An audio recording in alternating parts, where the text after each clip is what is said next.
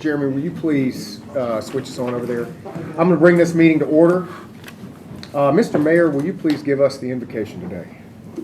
Everyone bow with me, please. Heavenly Father, we just thank you, Lord, for this opportunity to come together, do the business of the county, Father. And we just pray right now that you guide us, give us wisdom and the courage to make the right decisions. Lord, we pray all this in Jesus' name. Amen. Amen. I would entertain a motion to approve the agenda. So second. Actually, well, we have a motion and a second. Before we vote on it, I would like to add, without objection, I'd like to add under the report of the finance director under interbudgetary 2, item 2A, there is, it should have been passed around to you all, a document outlining some expenditures for the health department. So without objection. We have a motion and a second. All in favor? Aye. Any opposed? All right, motion carries unanimously. Recognition of public, Mr. Kevin Baker.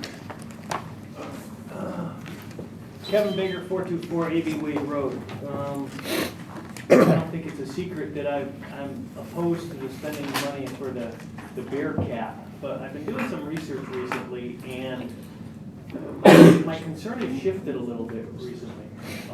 I don't know if any of you are familiar with devices called stingrays and their supposed uses to basically intercept cell phone signals.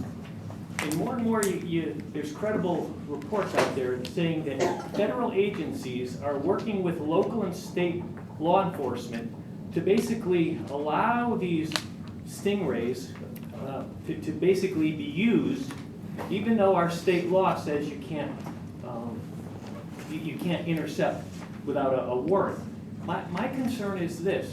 I don't know, I looked through the grant, I don't see it in there, but there's credible reports out there that when Homeland Security and these other federal agencies come in here, they force the agencies to sign non-disclosure agreements where they won't talk about, admit to having stingrays.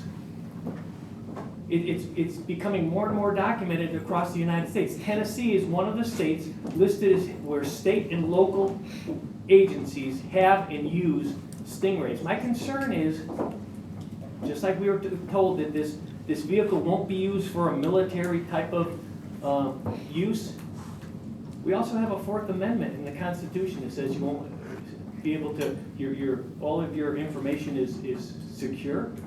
But our governments are getting in there and taking our information. I'm concerned. I'd like to hear some discussion whether we've actually scrutinized the documentation. I'd like to hear our EMA and law enforcement people admit and say that they don't have this and that our bear cap won't be part of this whole thing. I'm concerned about it. Our civil liberties are being stolen, folks. Slowly but slowly. That's all I have. Thank you. Thank you, Mr. Baker. That's all I have on the public sign-up sheet. Entertain a motion to approve the minutes for March 11th. Motion? Second. Motion and second. All in favor? Aye. Motion carries. I have no report. Mr. Mayor. No report, Mr. Chairman. Mr. Long, you have an extensive report today. Go ahead. The first one's just the financial statement memo saying that the financial statements will be the week after county commission. We don't receive several of the department's reports to the 10th, so it will not be in time for the commission, but the week following. Number two is the late submission. Per our private act, any department, agency, or component unit other than the schools is to have their budget to be no later than March 1st, which is actually a full month later than under general law. In the past, when that's happened, what we've done is enter prior year budget, and then the budget committee entertains any amendments if necessary. And that's what was done with the election commission and ag extension. Mr. Long, so I spoke with, just pardon the interruption here, just so everybody knows, I don't think we need to do anything with this. I spoke with Judge McCormick and explained to her basically exactly what you just said, that what we would treat this the same way we've treated every other department when they've had a late submission. We'll program in the last year's budget plus cost of living as standard, which is what our finance department will do. We won't consider her late submission as part of that initial process, but she can go ahead and brief her, her existing or her requested budget as is. She's already sent it to us, she can pass it out. So basically, we're gonna start, because it was late, we're not gonna ask the finance department to take the late submission. We're gonna treat it the same way we treated everybody else. But she's gonna go ahead and be prepared to present the budget that she put together, which again is exactly how we treated the election commission and others. Ms. McCormick was totally amenable to it, totally understood, and no issues here. I don't know that we need to do anything with this one. Thank you, Mr. Chairman. Item the next is the transfers. Item 1A is the Sheriff's Department transfers from they're basically jailers to overtime because of their current vacancies. We would need a vote on this one. Need a motion? Yes. Motion. We have a motion. Second. Any discussion on this one? This is an interbudgetary transfer. It's net, right? Net. It's because of their vacancies Yep. or overtime. So there's no additional funds on this one, or any of these, correct? Yes, sir. Any discussion on this one? All right, all in favor? Aye. Any opposed? Okay, motion carries unanimously. Item B, 1 through 5 are the same things. Basically, based on the type of coverage is what your health insurance costs. So if somebody changes from single to employee plus one or family, or any of those changes requires additional funding. And these are interbudgetary transfers. Motion to group and approve. Second. Okay, we have a motion and a second. Any discussion on these? B, 1 through 5? All in favor? Aye. Any opposed? Okay, motion carries unanimously. Item 2, pages 21 through 23 is the interbudgetary transfers other than the health department. And I did not see anything that struck me as unusual in those. Or questionable.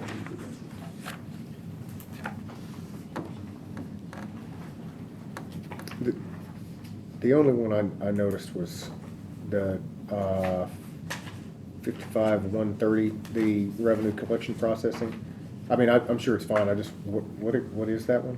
That's when they bring in additional revenue, there's a cost because they outsource some of the revenue collections, so there's additional cost on that. So when they bring in additional revenue, there's additional cost. And it's always nets out? Well, they just transferred it between line items in lieu of asking for additional funding. Okay. All right.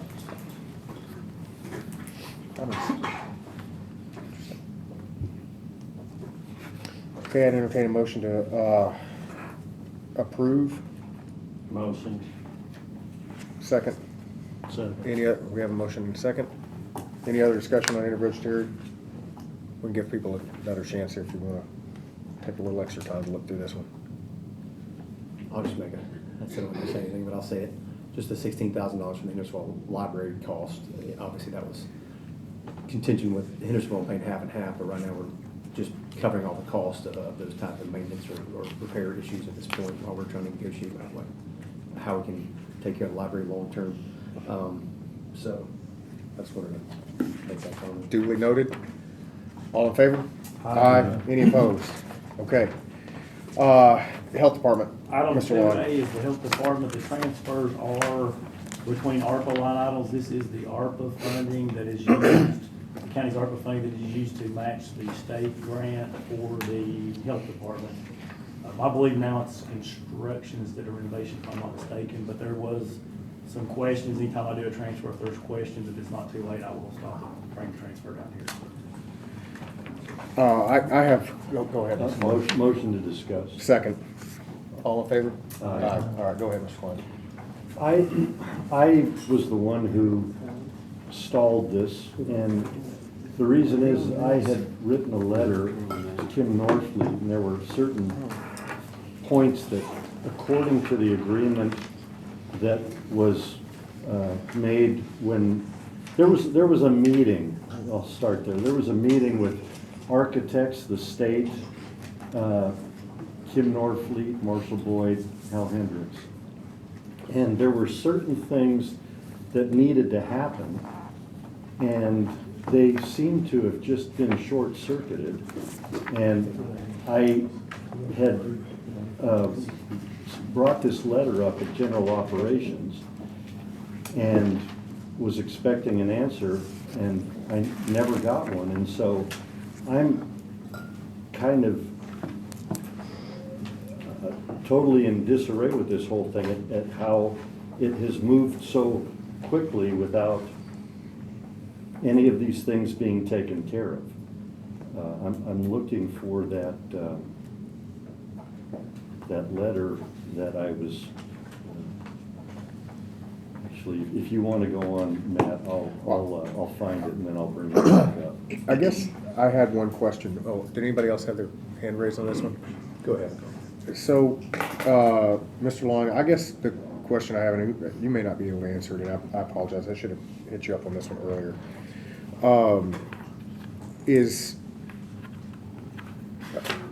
Are there any scenarios here where we're gonna like slow walk our way toward needing to put more into this project?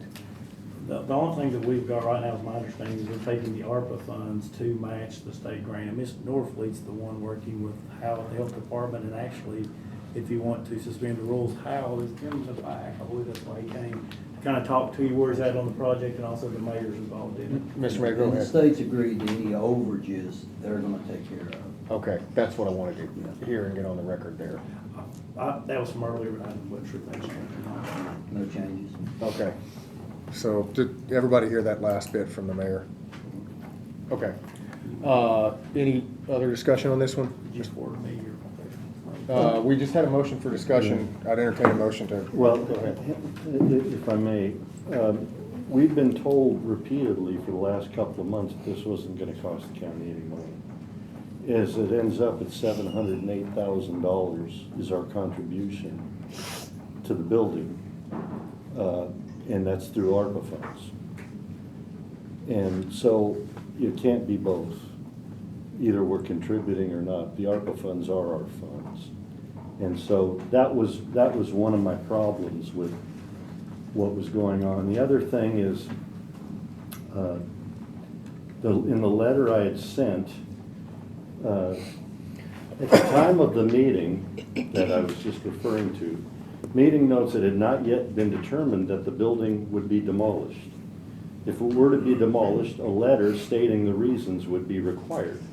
And that letter I have never seen, and I have requested it. AEI, who was awarded the contract as architect, they're supposed to create a budget and a schedule. That hasn't happened. The initiation of description of spaces within the building, because we're taking this, apparently the intent is to destroy the 4,000 square foot building that I'm not even sure. I mean, we've been told that it'll be cheaper to demolish a 4,000 square foot building and rebuild a 6,000 square foot building rather than renovate a 4,000 square foot building. And I have questions with that. Would you like to suspend the rules? And Sure, I'd make a motion to suspend the Second. rules. motion and a second, all in favor? Aye. Who is Hal. this Norfleet? Oh. How he's the health department. Oh, yeah. Mr. Chairman, also with Hal, he's also got the state on the phone. They were unable to be here. But if y'all want to have communication with the state, you can ask them the question directly. Yeah, I don't know if you've been able to hear some of Mr. Klein's comments, but maybe you want to give us a brief overview, and then everybody can go ahead and direct their questions to you directly. This is Josh Gibson. Josh, I call him the construction guru for the state. From Memphis to Mountain City, he's in charge of all the county buildings, or the health department buildings. Josh, what's your title? I'm just a facility specialist for the state of Tennessee. Anytime we get grant money, I'm the project manager, and I oversee the project and help the counties from start to finish, whether it be a renovation or a new construction. And with this grant, we're building 17 new facilities from the ground up across the state. And I couldn't hear really what you guys were saying, but I did hear some concerns about whether it's a renovation or a new build. And we've got it written in the contract that It's either or, whichever way you guys decide to address it. But in my opinion, in the architect's opinion, that building is in such terrible shape that you would be more cost effective by tearing it down and starting from scratch. Okay, Josh, let me push back a little bit on that. This is Commissioner David Klein. That building is a rectangular building with clear span trusses. So literally every wall inside could be removed without a problem.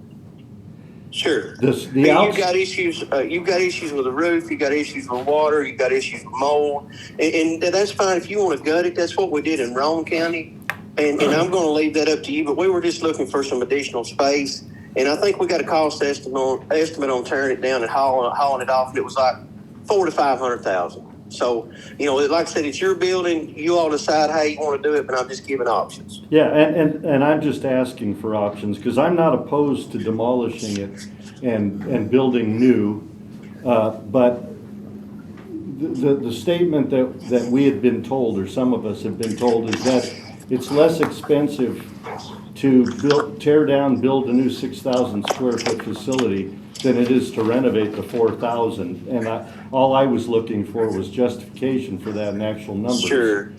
And that's a real fine line. You gotta do the math, and you gotta consider the extra square footage that they really need. And then you got to let the architect go in and the HVAC engineers, mechanical engineers, and give their assessment, which I think there has been some initial assessments, but nothing, you know, in depth. So can I maybe, so what you may be saying here, and don't let me put words in your mouth, is that it may not necessarily be less expensive on a dollar by dollar basis to tear down and rebuild, but you believe that it will be less expensive on a per square foot basis to do. Well, not necessarily either or. I'm just trying to get the most bang for your buck in Sumner County, and what Hal has is a very, very poorly set up clinic that is not efficient.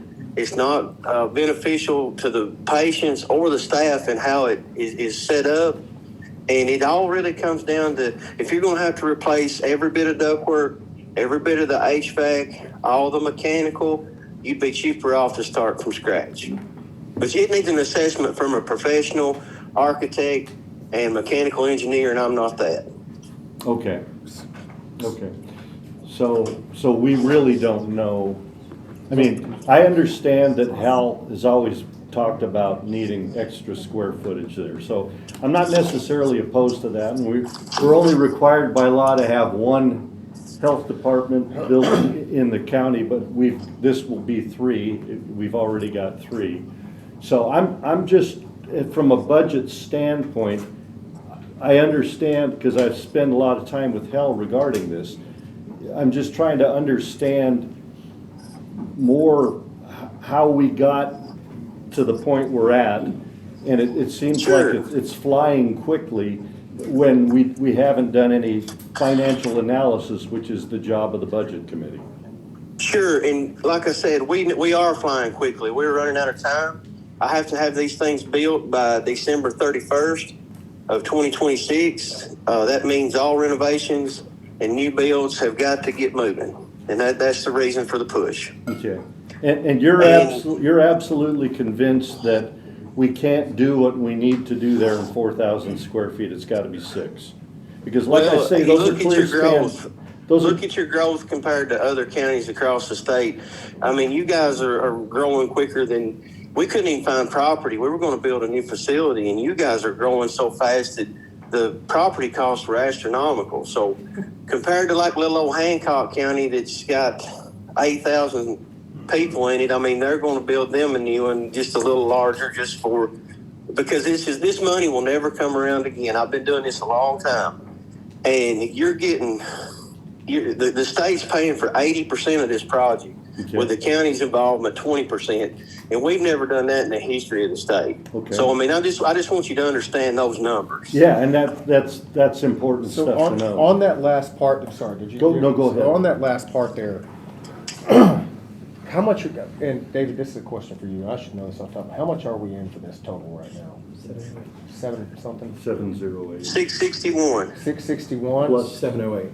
708. Because, but that was on the old one that we're not using, so that's total with the other is. The total cost you have on my spreadsheet is 661. That's all your match is. Okay. And So it's looking.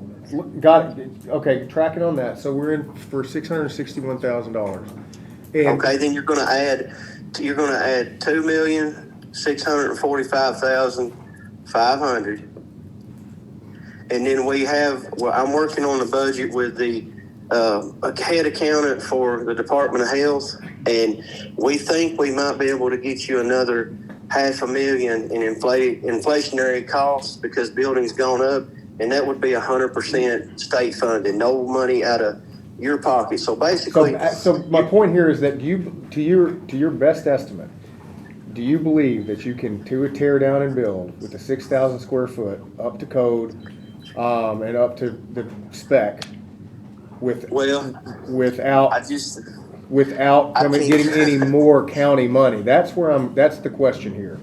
yeah, and that's going to be the big question for a lot of these counties. But, you know, we have no idea. When we first started this project, we went to every region of the state, and commercial schools and buildings like this were $280 to $290 a square foot. So we made an inflationary cost and bumped it up to $335. Well, I just bid one in Henderson County, and it was $400 a square foot. So if it's 6,000 square feet, you're looking at $2.4 million, and the current budget's around 3.1. But I'm not promising anything. Well, so Mr. Mayor, where did you get that comment from earlier that you Not had? helping your cause, Hal.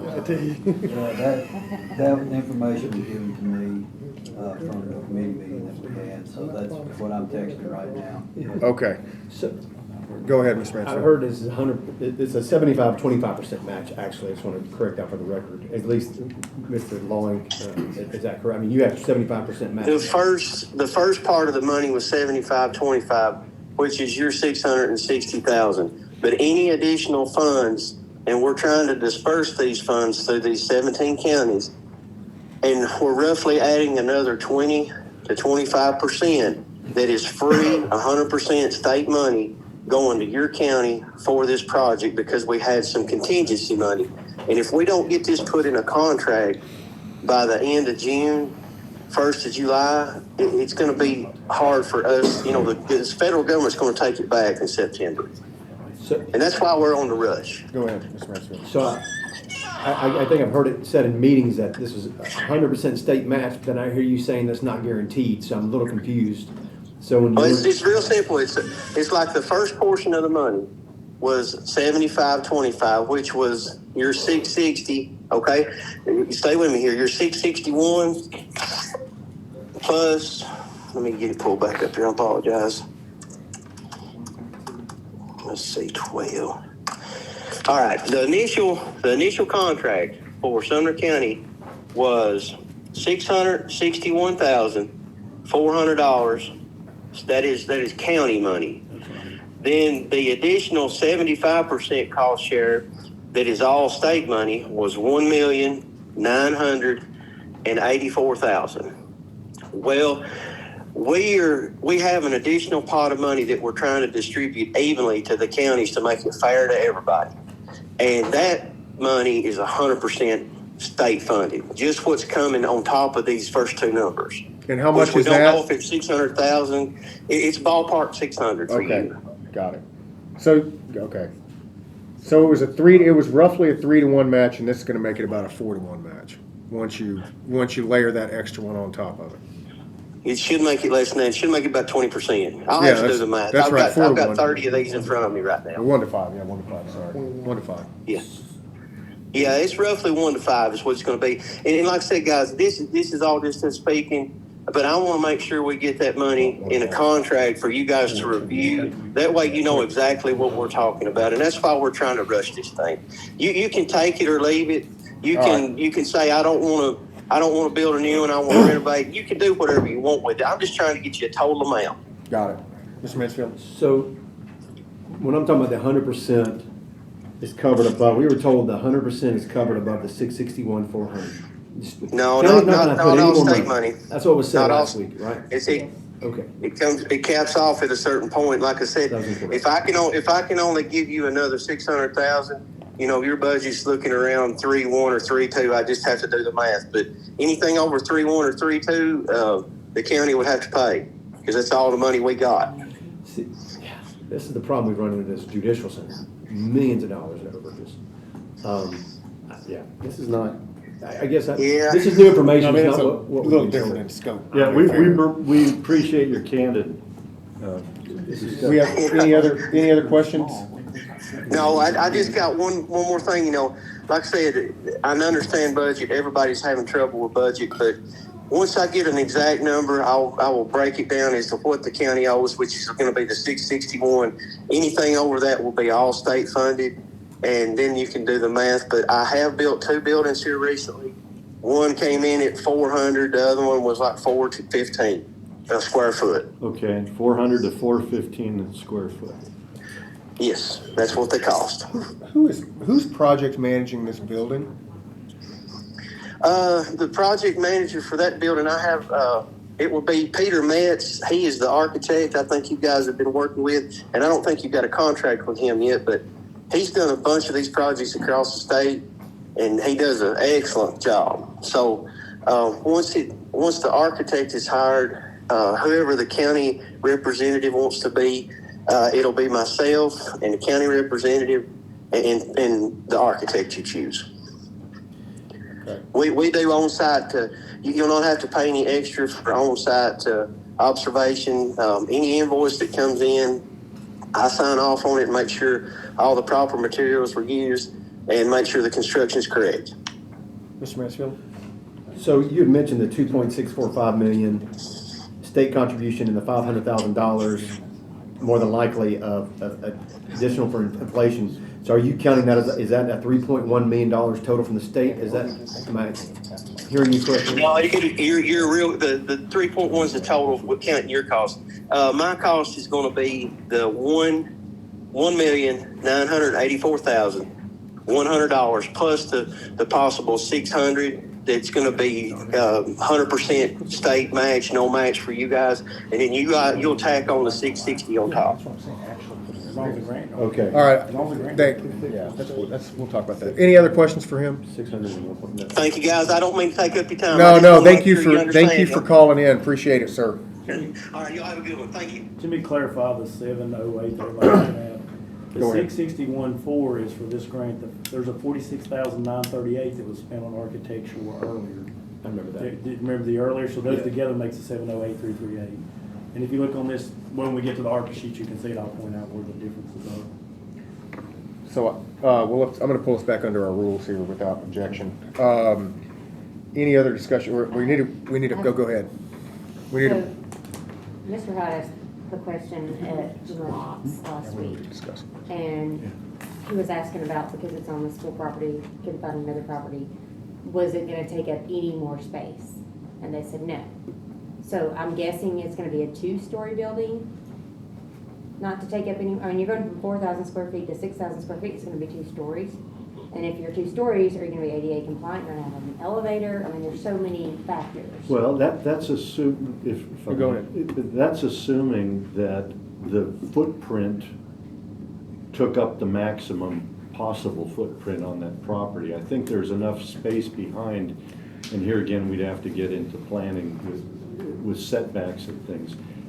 I guess the long and short of it is there may be enough space to add 2,000 square foot to the building and not lose any parking and still be within regulations. So I feel like we're probably getting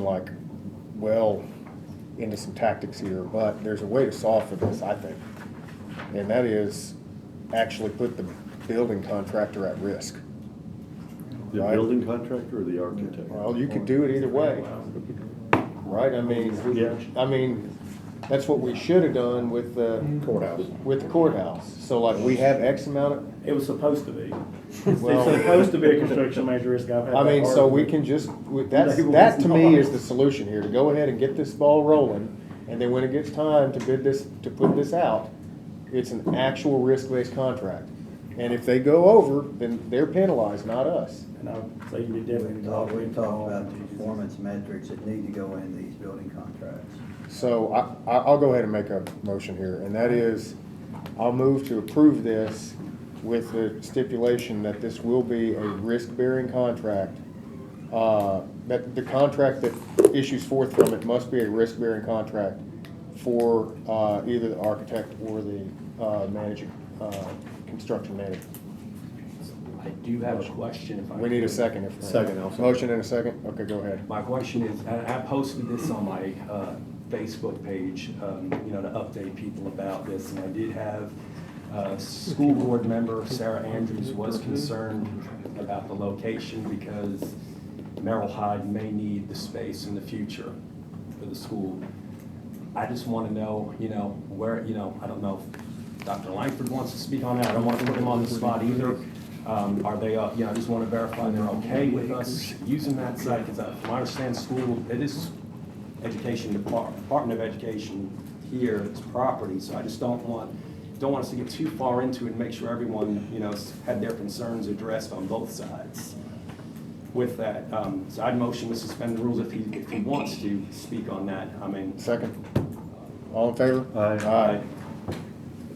Thank you, Mr. Smith. I think that, I mean, if you'd asked me if we'd used one of the other alternative sites, like, I think the best one would have been, we could have put it on the old Hawkins School site about 10 years ago. That would have been great. You know, over by Beach would have been good, but neither one of those are on the table. So I think like having a good health department, rebuilt, updated, nice, right there by Merrill Hyde. One, aesthetically it looks better, the parking will be better. I'm sure, like, we've always been able to use, the health department's never had any trouble with after hours, us using the parking for, so I think we'll be fine. I'll be interested to see the extra 2,000 square feet. I think there's a lot of dead square footage, to Mr. Klein's point. I think there's a lot of dead square footage in the current space, so it may not have to have much more of a footprint, because that building was built at a time where you like long, narrow hallways and a lot of wasted space. So I think that probably the reason that the 2,000 square feet fits in is because there's a lot of wasted space in the current construction. So, I mean, if you ask, like, we would way rather have a night. I mean, we actually, with kids, a lot of kids coming in from other states and other countries, they rely a lot on the health department for immunizations and things like that, and having it centrally located there is a big benefit for our school system. So I think would be Any other, good. Mr. Wright? Scott, I asked the question about this footprint of this facility, because I do know that it's very, very tight there on that campus as far as the usage of it. And I'm glad that Commissioner Miller brought this question back up, because I was told that it would not be a greater footprint. But I'm hearing now, it sounds like, are you anticipating there will be? No, sir. I was picking up on Ms. Miller's question, and I was saying there's a lot. I've been in that building before. It's been a while, but there's a lot of dead square footage in there. So I think that's a great question. I trust y'all in your due process, because It's backing up to that playground there at the school, and I sure wouldn't want to. What is that, 10 acre? Only a 10-acre campus there. It's very small. yeah, it's pretty small. I wish we'd bought more land back when we could.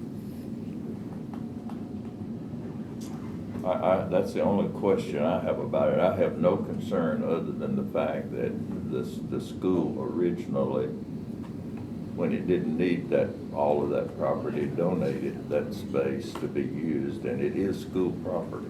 It is not county property, it's not anyone else's property. I wouldn't want us to sacrifice what the kids could use for the public health department. Yeah. Yes, sir. Any other questions for Mr. Langford? No, and I just, I didn't want to put you on the spot at this meeting, but I did feel compelled to ask that, because I know, like, some of the school board members and parents did have concerns. If you asked me if there was a with that. better location for the health department that we were ready to move on, but given the time frame, I don't think that's possible. I will always take more land for the schools, because we'll always need it. But to me, I think the ability to have a centrally located, brand-new health department that's not an eyesore from what's currently there, that's much more useful, that's a benefit to the school system as well. So that would be good. So while you're up there, we're going to talk about freedom scholarships and some. I'm just kidding. No, you're good. We'll go back into our rules here. Could I? Oh, go ahead. I'd just like to make a statement that when we first were sworn in, it was one of the first things we did. Commissioner Schmidt, Commissioner Mansfield, Commissioner Brown, and I met at that building. And we determined at the time that if the walls are brick or block construction with framing in between and wood siding, and the roof is definitely tired, but re-roofing a building is not the end of the world, and neither is replacing siding on a building.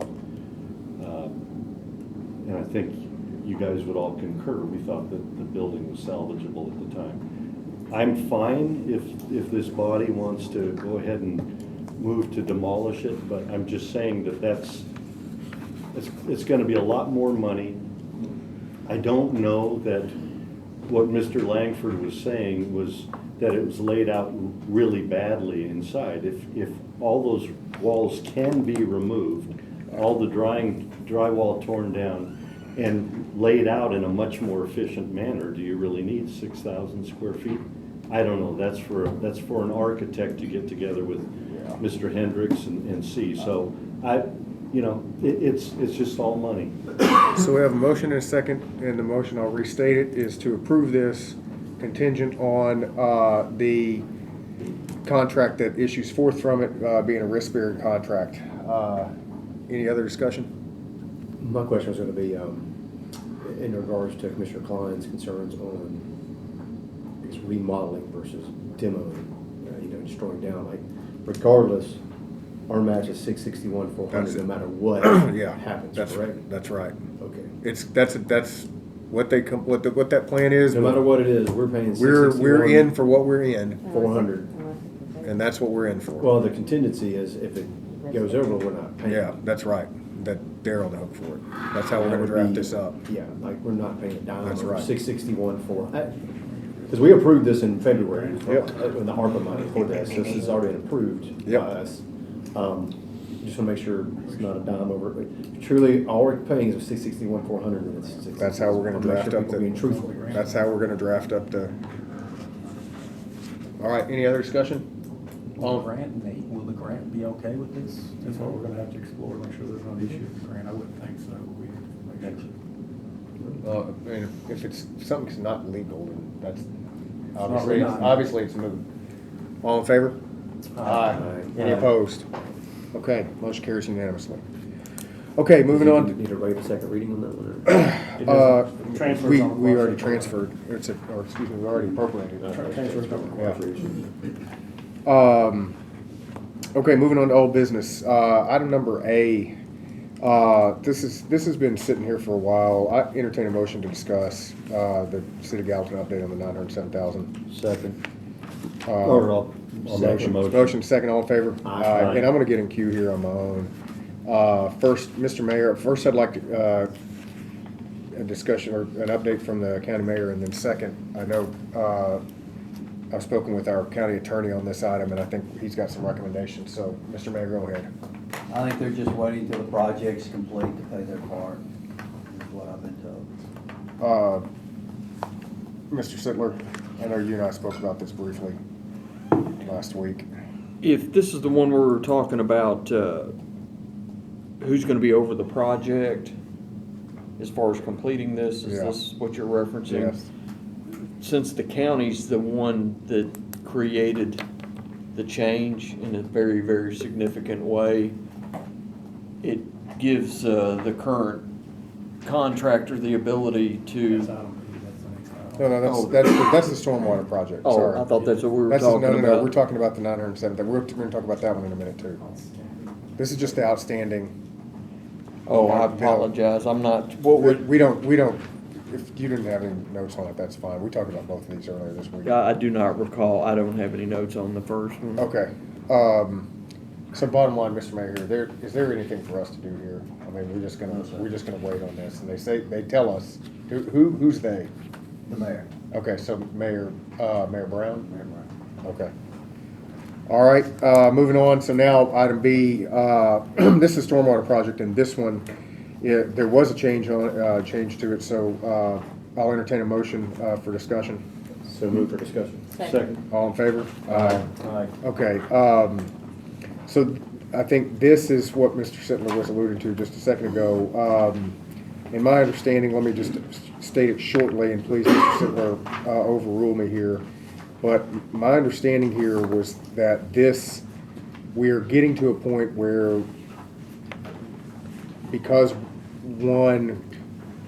and it wasn't this body, but the county, city jointly, has made a change. And two, because this is what is holding up a project, that we're beginning to get into a risk mitigation type scenarios. So I would just be interested in what your recommendation is on this.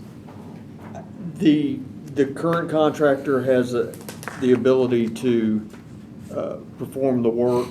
There's been talks about getting out, I believe, other quotes, possibly doing a new bid procedure to have somebody come in and do that.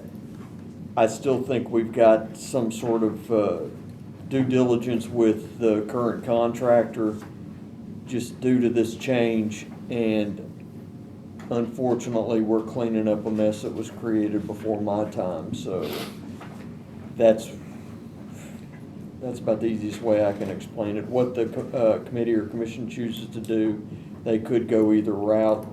The question is how much money we're going to be throwing at it if we bid it out. Mr. Klein? There are several things I just really don't understand about the process that happened here. As I understand it, we had a parking structure. It was going to be in a totally different location.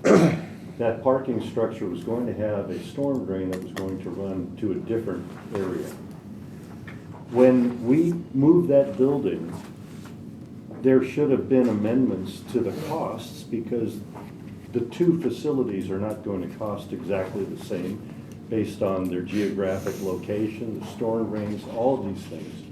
And so I would have expected at that time that there would have been an amendment to the costs. They would have refigured all the costs of the parking structure, the storm drain, everything that had to happen. But the drawings that are in question right now weren't even designed until December of 2023. So it would have been impossible for them to reassess a cost. Now, as I handed out to all of you, I took it upon myself to get 3 different bids. The bids that Turner, their contractor, bid $399,000. I took now they bid that before they ever had a set of drawings. Understand that they did that back last year earlier than the drawings were done and approved. So I took those drawings and I sent them to 3 different contractors. We've got prices of $128,000. We got a price of $119,596, and we've got a price of $98,500. All 3 substantially less than the pipe contractor that Turner's got. So I don't understand how we can be bound to a contract on a parking structure that was in a different location with a different kind of storm drain at the time, and we don't have any say in the dollar amount at all. Can you answer that? Because I have a similar Yeah, question. I'm not saying you are, I'm just telling you why they're at the table. Okay. Is because of the way the contract was drafted, and we were responsible for the significant Can I ask change. this? Do you have any other questions? No. I just have a super simple question. Is there anything that prohibits us from putting this to a bid? I couldn't find anything, but I don't know how far down the road anybody in the county's gone with them doing this project now, or what's been executed. Mr. Mansfield? I don't see the 3 numbers you're saying, I see 2, so I need you to help me understand what I see the 119, I don't, the 128, I guess that's in that email. Yeah. And then the 98,500. Yeah, and then the 98.5, yeah. So you're, so we're talking about a difference. Like 4 or 5x. Well, and plus Turner has an administrative fee of $100,000 and a contingency fee of $100,000. The $100,000 contingency fee, they may not spend a dime of it, Well, I mean, I'm gonna tell you, I mean, we have a fiduciary responsibility to do the best for the taxpayers, and obviously going Turner is not that. I mean, there's rates over the coals. Right. It's, you're talking $450,000 to $500,000 difference or more, and for doing the same work, Right. that's crazy. So I think I would agree. entertain a motion to, Can I, go ahead. can I ask a question? I don't know if anybody's gone back to Turner and said, now that you've got the plans, can you give us a new number? It may not be a situation where we need to switch anybody. I just throw that out as an alternative to, And it's a because good this is gonna definitely push the project back. Ms. Miller? In general ops last week, we asked the mayor to take this and the bids to Turner and say, hey, these people can do it, like, is there anything you can do to help us out here, or? We didn't have any bids, though. Did we- Jobs, We just did had I a sent verbal. them to Did him we, the next Mr. day. Mayor, did we? Oh, okay, have I'm we just saying, approached we didn't, Turner? as a committee, we had nothing but just verbal numbers, so. Mr. Mayor, have we approached Yeah, Turner? we've not had that meeting yet. Okay, so I guess I'll ask the group here, and do we want to do the first step to let the mayor go ahead and bring this, try to do this within the next week? Or do we want to go ahead and entertain a motion to place this to bid? I'm agnostic, I'm just, what's the will of this body? Could we ask David Lawing to, he knows some different things about the legalities of Well, this. My only concern was, and that's what I told Mr. Sittler, when we originally bid it, we bid it as a construction manager at risk. We sent the plans down to Turner. They showed the garage in a significantly different location. Their contract and what they bid on was a complete garage, which would include the drainage. The actual contract itself, and don't hold me to exact verbiage, which is very close, is that for a change order, it only requires two things: to be beyond their control and to be signed off, I believe, on by the architect or engineer. So technically, this change order meets all those definitions of work that Turner should be doing. So my question is, anybody went to Turner and said, hey, we don't really want you doing the work, we want to bid it out? Or number two, brought it to them and said, it looks like your numbers are significant. That was just the question we asked to John. That's kind of where I'm at. I'm not really sure if they're going to object and say, hey, we contractually have a right to this work. And then I don't know what they're gonna argue down in the contract as far as the cost, if we have a right to argue that. We can, it sounds like step one is to just go approach him. It- And I'm not an attorney, that's why I seem To be honest, he's not off base here. I do think we've got some wiggle room just because this thing's gone way out of the scope of anything that was imagined. But it's not I don't want to deal with an issue that's not an issue yet. I would make a motion that we ask the mayor Second. to visit with Turner and see if we can negotiate through this thing for a much more reasonable expectation, I guess. Mr. Mansfield? Didn't you already do that in Genoa? Yes. So, Well, we moved it here because it was a money issue. I mean, is that? Well, no, you're right. We did ask the mayor to do it in Yeah, general. we haven't had the opportunity to have that meeting yet. Okay, so should we So- defer this? Well, I mean, my question's gonna be like, what, can we get something firmed up? Like, when can this happen? When can we expect this to happen? I mean, is there any? I mean, I can call them tomorrow and see if we can get in this week. I mean, if y'all wanna. How about, let's If do y'all wanna this. try to have this settled for the commission meeting, I can press the We- meeting. That would be great. Alternately, we could go hardcore and say, well, if we don't get a meeting with you guys at some point, just go ahead and place it to bid, I don't wanna do that, but if they're putting us on hold. So if you wanna push it onto the commission, and then I bring the answer back on. That would be ideal. Because, if we do go with these, bear in mind that we have to have a new bid, we have to have it all structured and go through the bid, Right. No, I understand. formal legal I bid understand. process. We have designs on that from architects. We have 4 architectural designs to bid it right now. We have the drawings. Yeah, So it's I don't under know if our- they meet the bid qualifications. I'd have to check and see. Yeah, and I asked Ms. Norfleet to look into that and have her back. You may incur a little cost for getting into it. Yeah, and that's. So that's we whole have a list. motion and a second? Well, what's the motion?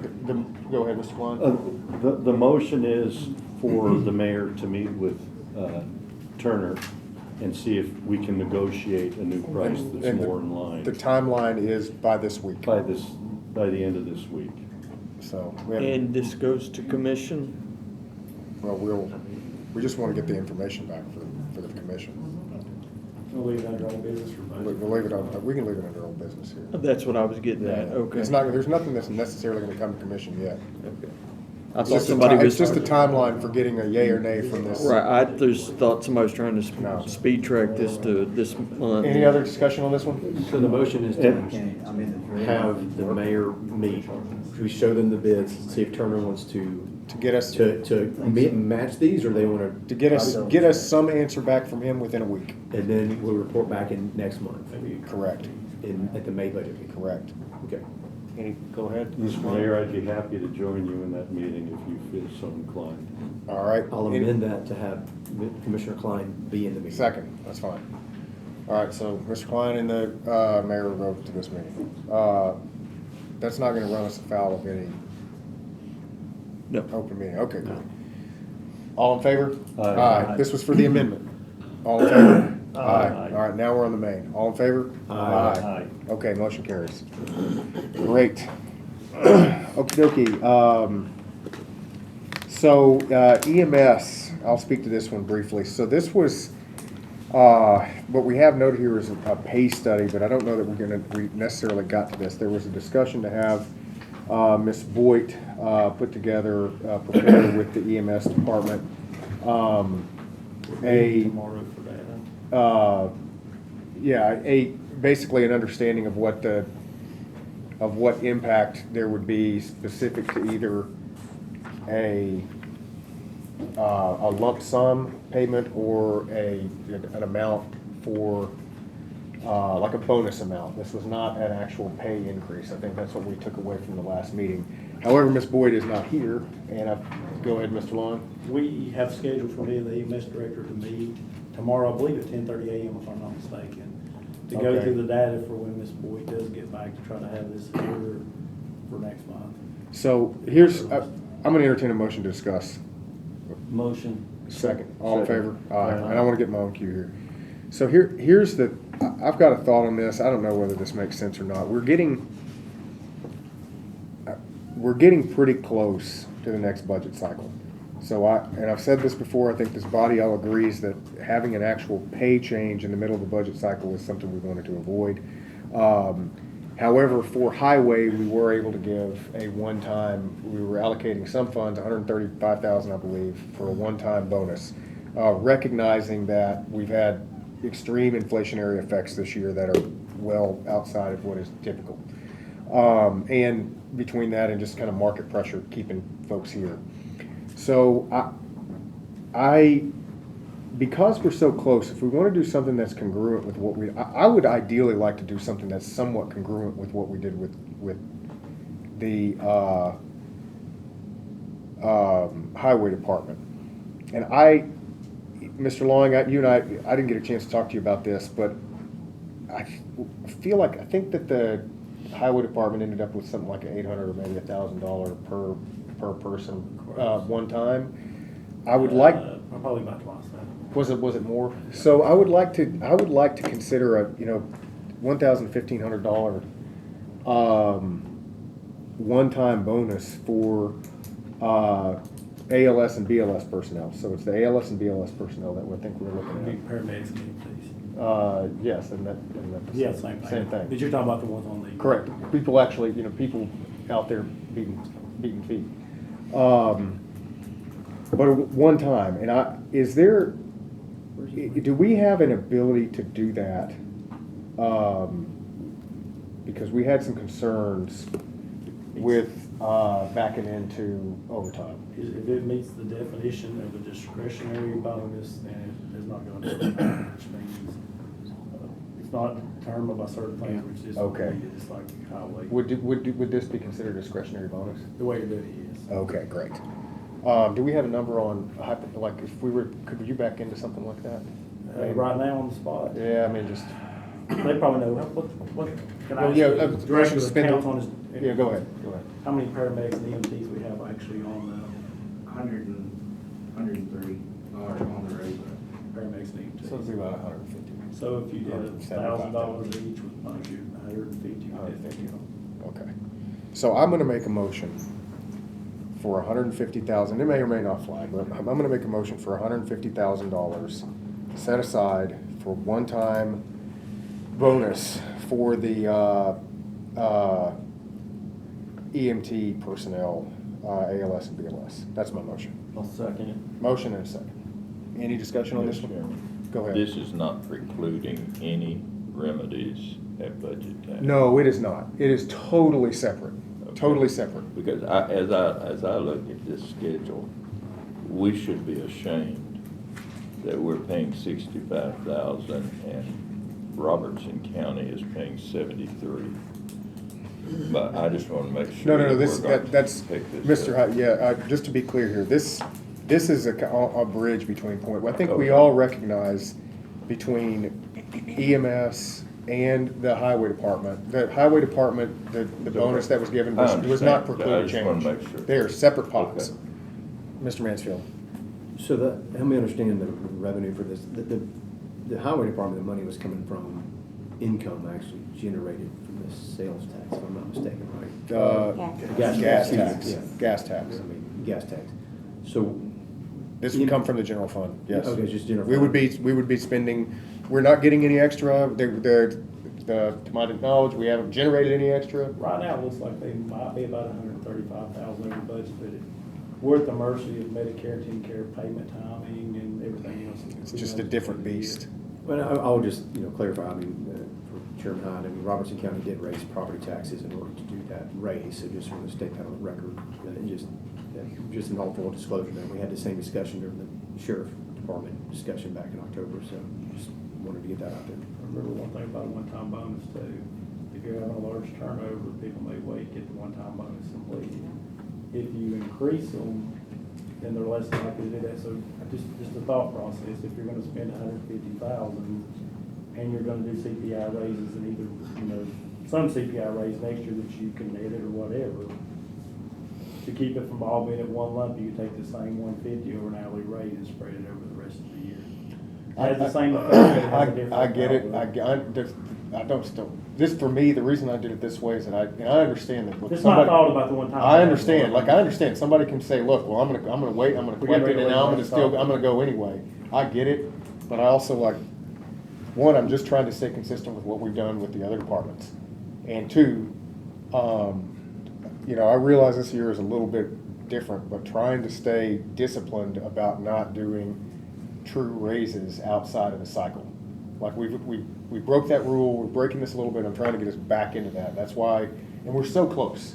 I mean, we are extremely close to the next budget cycle anyway, so we're just talking about 2 months. So I'm gonna keep my motion the way it is. Mr. Chairman, if we break this down to hourly or to a salary for the rest of this year, I'm afraid the significance of that will not be felt by the workers, and then look at it later. Right, and that's the idea, Mr. Hyde. We're the idea, and we stated this before, is that this and what we've done with highway is a little bit of a bridge, recognizing that this year has been somewhat exceptional. This year, going forward, the forward guidance was 5% COLA plus, that's baseline, that's what we're gonna plan for. And then there will be, not for every department, but within different subsections of each department, there will be some market-based adjustments, just acknowledging what you're looking at right there, that certain classes of personnel are significantly behind market, and it shows because we had folks leave. So, any other discussion on this one? Go ahead. With bonuses too, is I've worked for the private sector getting Christmas bonuses, and sometimes the tax kills you, but you brought up a good point. And I may not be well received by some of the employees that work for that, but if we spread it out and I understand you don't want to do this mid-cycle, but if we did go the route David Lowing maybe was suggesting to just add it onto their hourly rate versus a one-time bonus, I think that does two things. One thing, it saves them on the tax. Two, I've discussed this with you. I ran into someone Saturday night from another agency at the Sebastian Rogers Vigil. I think she was working for Metro now, and she made the comment that, I asked her, I said, I don't even know if she worked here. I think she worked for Sumner County, but she said, the reason why they go to Metro is because of the money. And Metro will literally cherry pick our people to go work there because they know the training's good, et cetera. So when he brought up about the hourly rate, I wonder if that would just maybe bridge them. I'm gonna be against it, but if you wanna make a motion. I think I would, because the tax, What's your motion? to maybe explore doing the hourly rate, Do we have a second? again, I know this has been an unusual Yeah. year, I get it, but I do see, I don't want to lose good people either, and I like, to your point too, if they get the bonus and then they just skip town after 2 or 3 weeks, and I get, it's a risk. There's no perfect solution. No, I know, I get it, it's. The perfect solution was not to print infinite dollars by the Fed, but they chose to do that. Any other discussion? Oh, go ahead. I know Well, that. we have a motion. Is anybody gonna second Mr. Schmidt's motion? All right, I motion. know that Commissioner Boyd has been working on this, and I would really like to know what she has found and what, she's really good at this stuff. She's so good at research. Before I make a decision, there may be something to the hourly versus the one-time bonus, how's it taxed?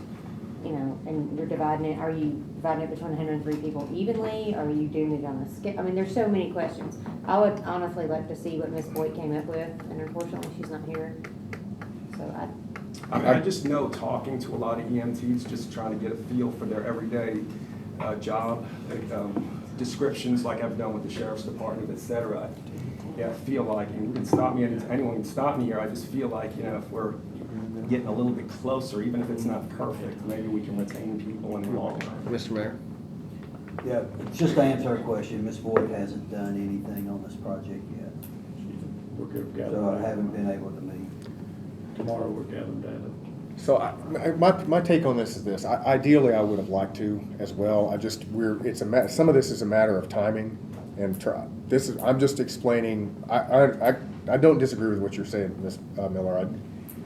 This is, to me, it's a matter. I want to explain my rationale. This is a matter of timing and a matter of trying to be equitable with those departments who are experiencing turnover. Like, the numbers are in front of us, and we could wait another month, but I think if we do this now, it's a month that those guys don't have to wait. That's my, and it's, perfect is the enemy of the good kind of thing here. Any other discussion on this one? Go ahead, Mr. Sittler.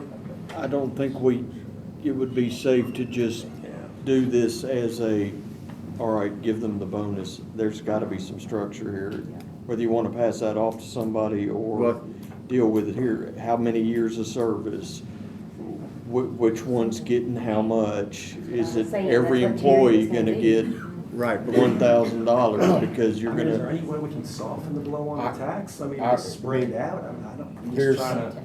We can sit here and we don't have a perfect thing together. Like, I don't have it. So I don't have, I could draw up years of, 0 to 5 this, or we could just say, look, everybody who's, what my motion was for everybody who is ALS or BLS. So your field medical personnel, $1,500. That's what it was for.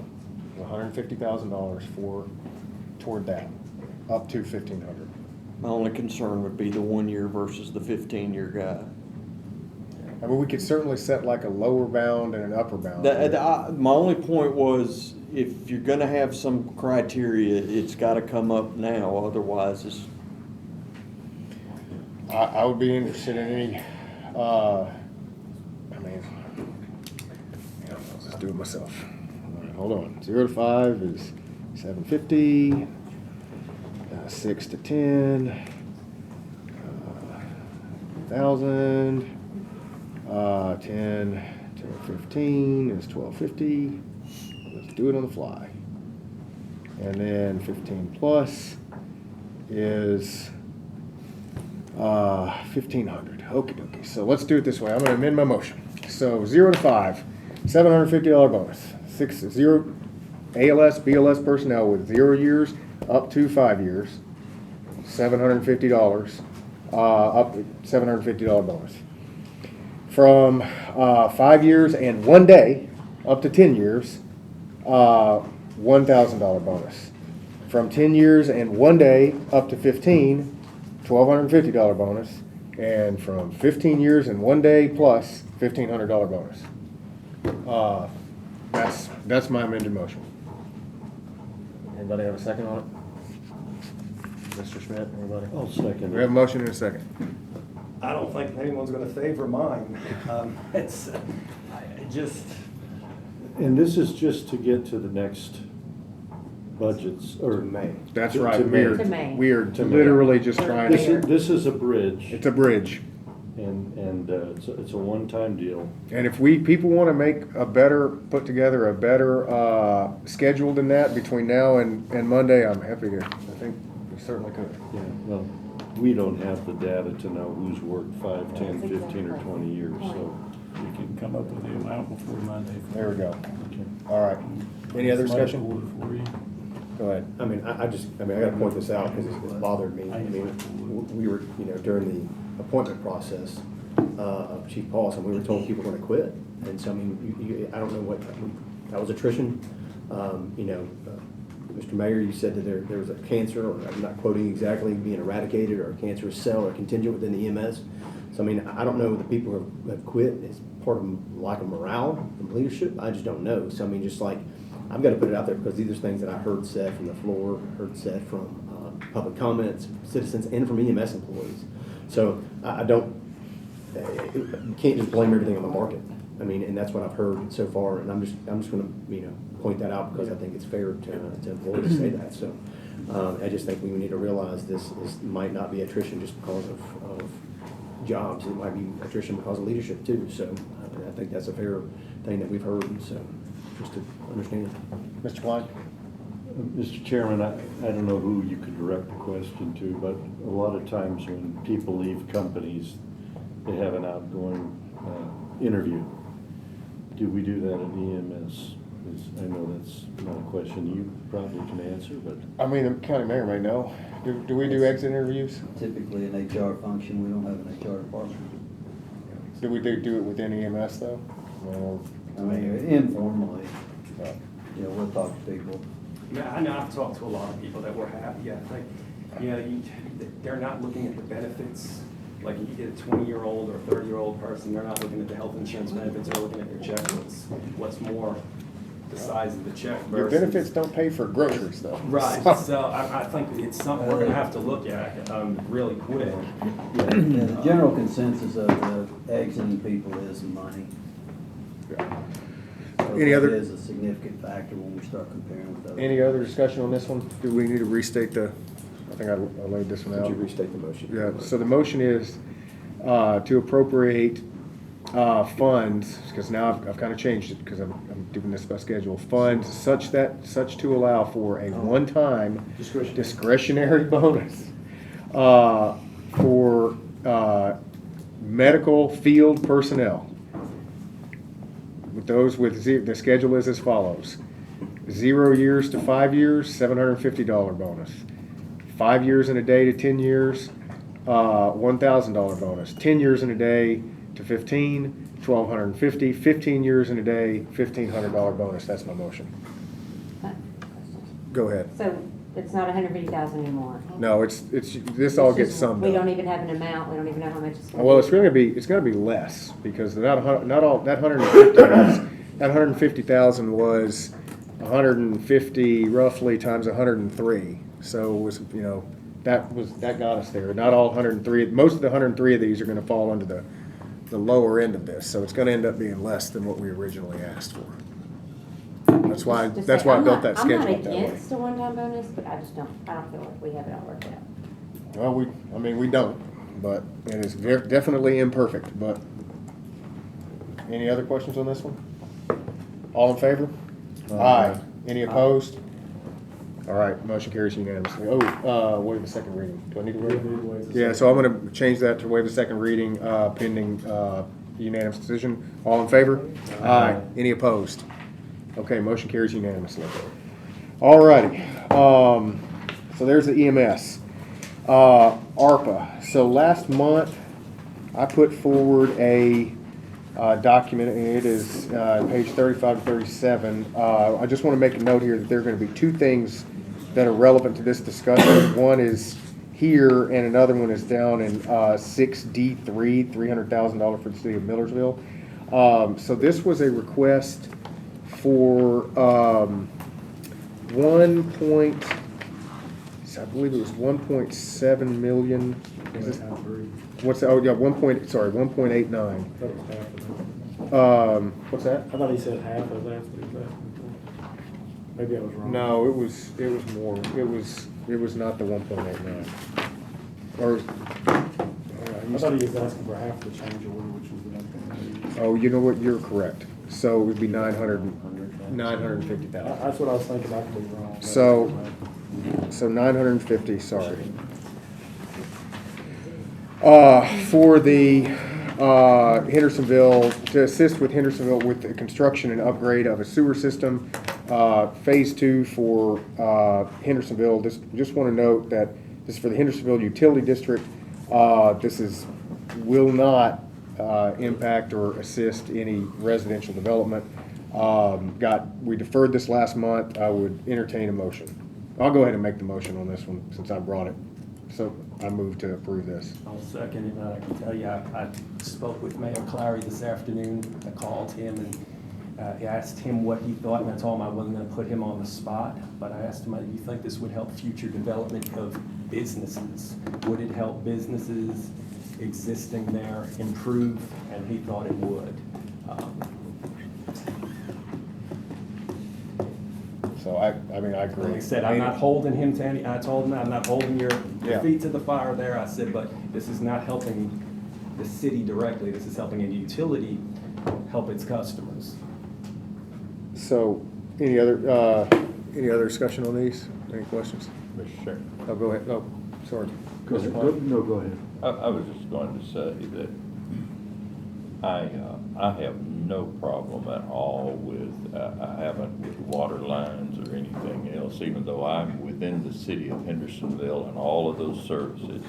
I think that if we can assist some of our smaller cities and utility districts such as Millersville, such as Hendersonville Utility District, if we can help with water lines, we should be doing that. That's critical. That's basic health needs, and I'm all for that.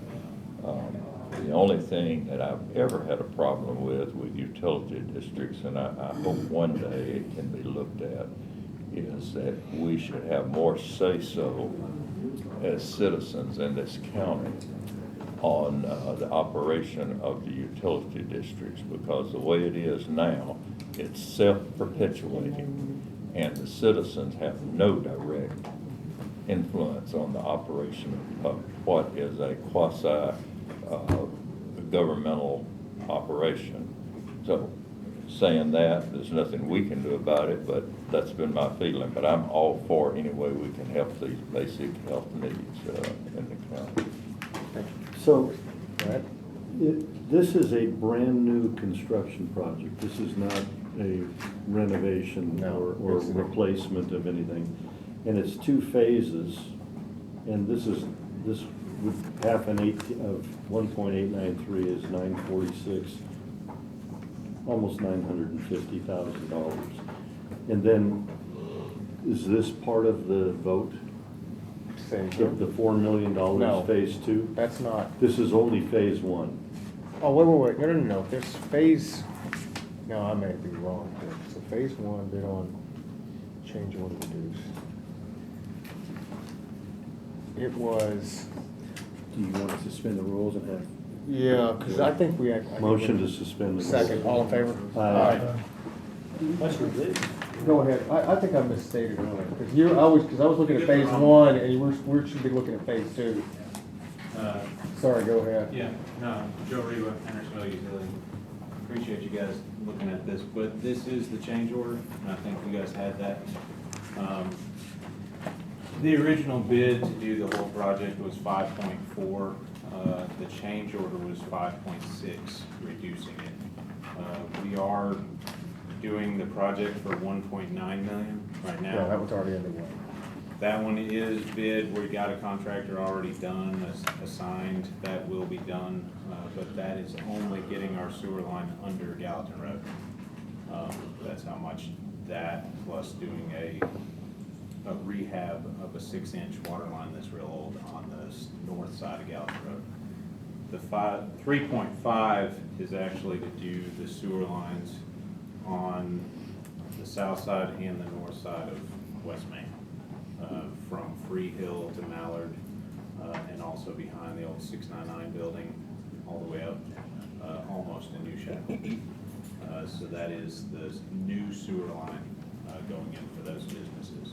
So I have a question for you, and I apologize here. So last month, we decided to appropriate, I think, a large portion, and did we end up appropriating all of our additional? You did the revenue replacement. This one may fall under ARPA proper, but it would need to be evaluated. I think it probably would, but it needs to be looked at. How much do we have left on that one? $2.8 million. 2.8, okay.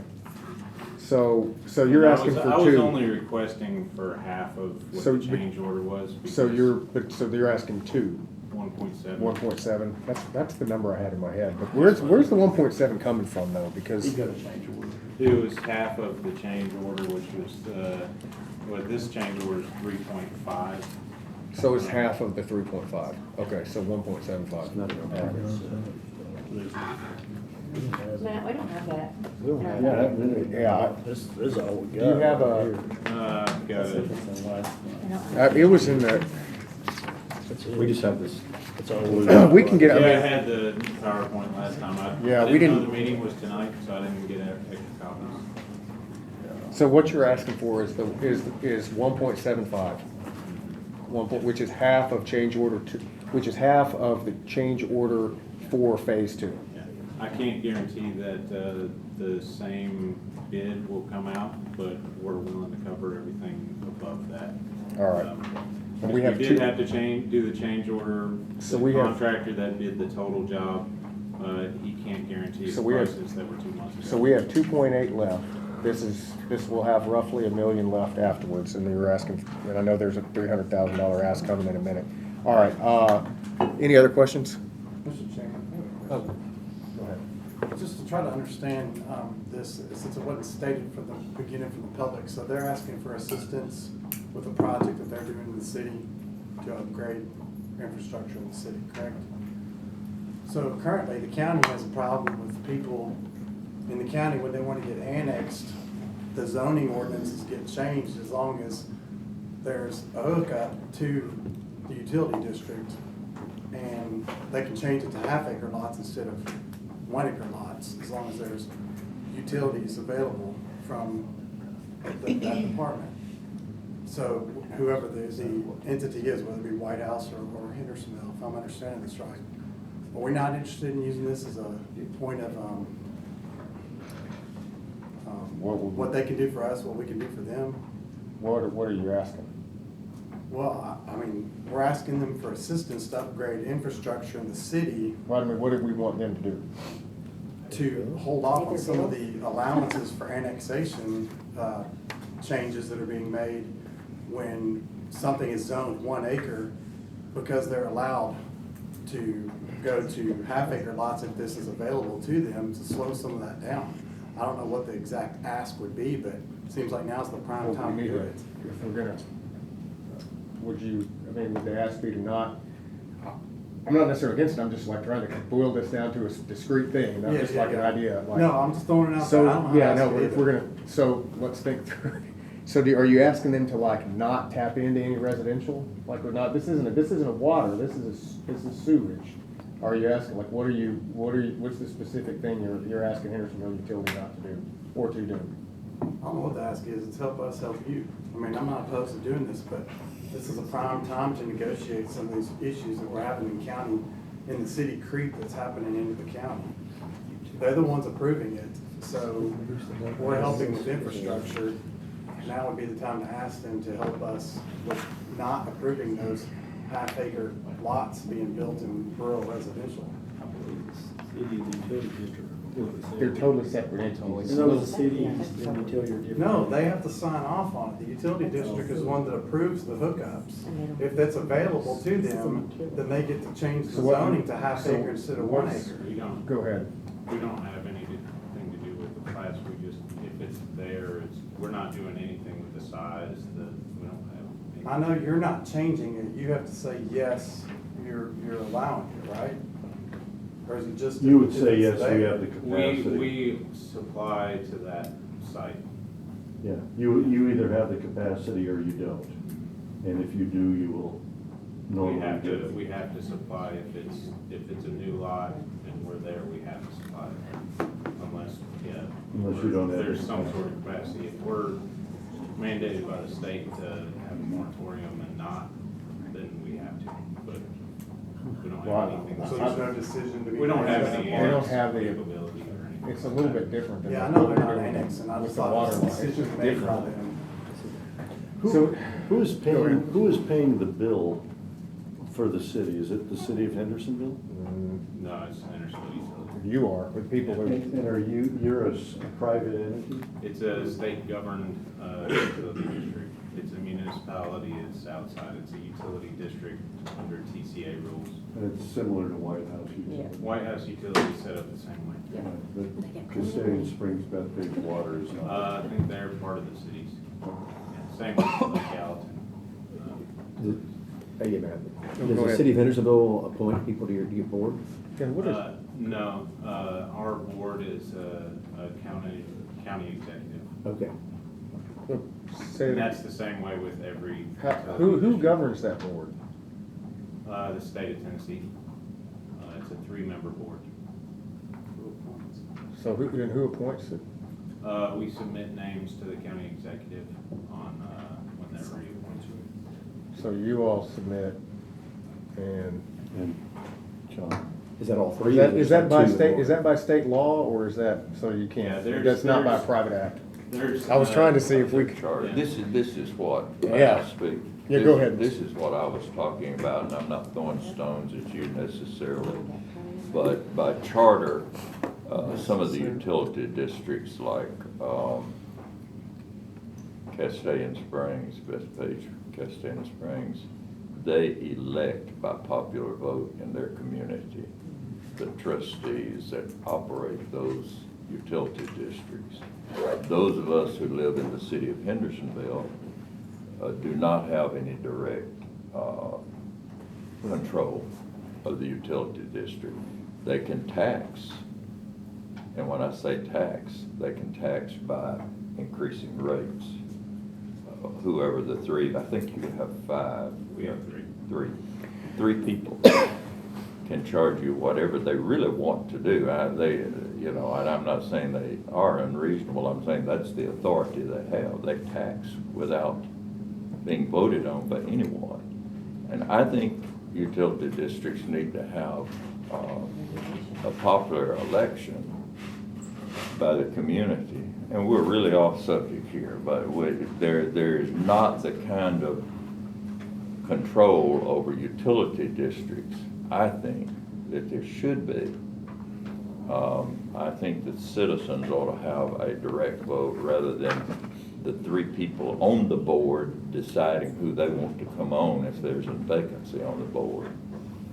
And then recommend it to the county executive. We have no authority. Because it's even a though they monopoly. tax in an indirect way, they Well, can it's a tax self-perpetuating, without yeah. representation. So, but the way I'm understanding it, this is a state, I don't know that we have any ability to influence. We have, this is, what's Yeah. being said here is meaningless. And the thing of it is, one thing to keep in mind, people in my district get two water bills. Do we have any other questions for, did you get, just go ahead, Mr. Brown. Is the Sorry, I scope cut you. of this work still from Ballard Drive to 4th Street on Gallatin Road? That's on the North and side. south, north That's and on the south north side. It actually goes a little bit past Forest Retreat, past the 699 building, up to behind the old Adcock's garage on the south side, and then Up to- past Mallard. Check along. So this is only for Gallatin Road? Yeah. And this is, Just sewer, all new customers. There is a private system that's run by Fox Pools that's owned over there. They've got their own, they paid for a grinder pump a long time ago. It's basically a private grinder. There are 2 or 3 customers there that are on it. So I wasn't quite following what Commissioner Jones was talking about, that residential exceptions to sewer. And was that applicable or? No, it was. Not really, because I mean, What's all not? that's This is, commercial. talking about commercial. It's commercial. Okay, that kind of got confusing me for there for a minute, so it wasn't. Yeah, it's This is strictly commercial. correct. Well, I don't know. Yeah, it is. It's strictly commercial. It's like Goodyear tire is on septic. And this is the west side of Hendersonville. This is the oldest side of Hendersonville, the west side. Yeah. Hendersonville Tire is and all that kind of stuff. Obviously, this brought up me coming and asking for Millersville because it's not a private, quasi-governmental, private public entity like White House or Hendersonville. It's a little bit different. It's a city that we've never actually given anything to my knowledge. So I don't know, it seems like a big ask. 1.7, I thought it was like 900,000 or less. So, but you're saying it's a $1.7 million ask for this? Correct. And we have 2.8 million left from ARPA. Correct. But this is for commercial development. Correct. On Gallatin Road. Correct. West side of Hendersonville, which is the oldest side. Correct. Which is the most depressed side. Correct. Yeah, I know what you're talking about. Yeah, born and raised there, so. I live there. Yeah. Okay, I'm just trying to just clarify this because this is all new information. Anything else? I have a Ms. question, Miller? but I don't, it's not for him specifically, so I'll just wait. All right, thank you, sir. Thank you, Mr. Rewa.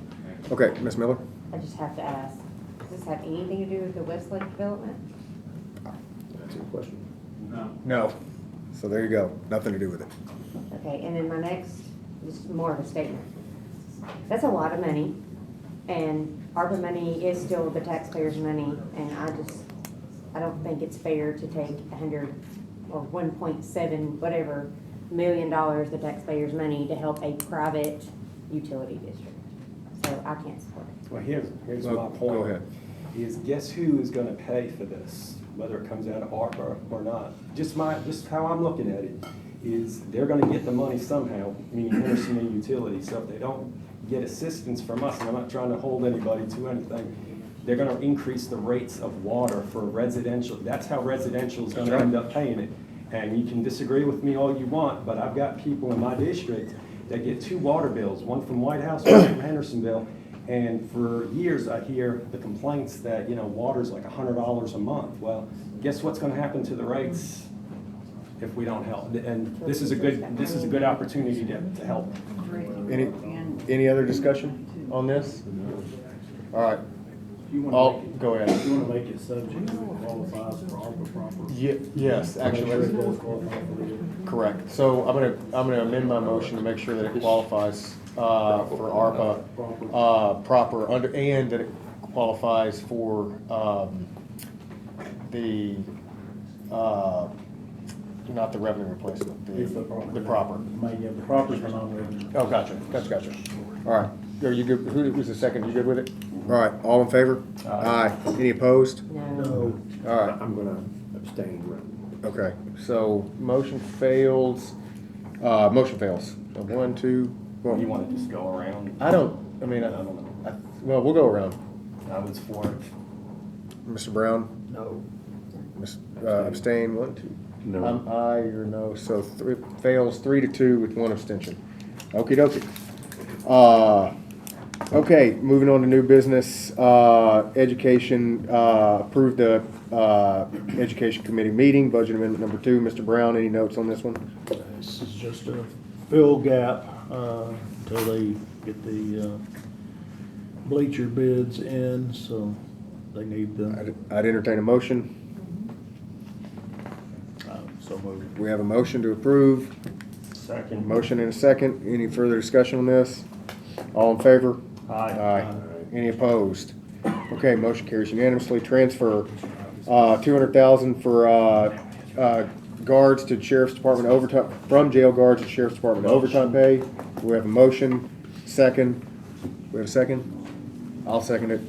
This is just a transfer between, this is not anything that new, correct? It's just a transfer between major categories, so it's your All right. categories. Any questions or discussion on this one? All in favor? Aye. Any opposed?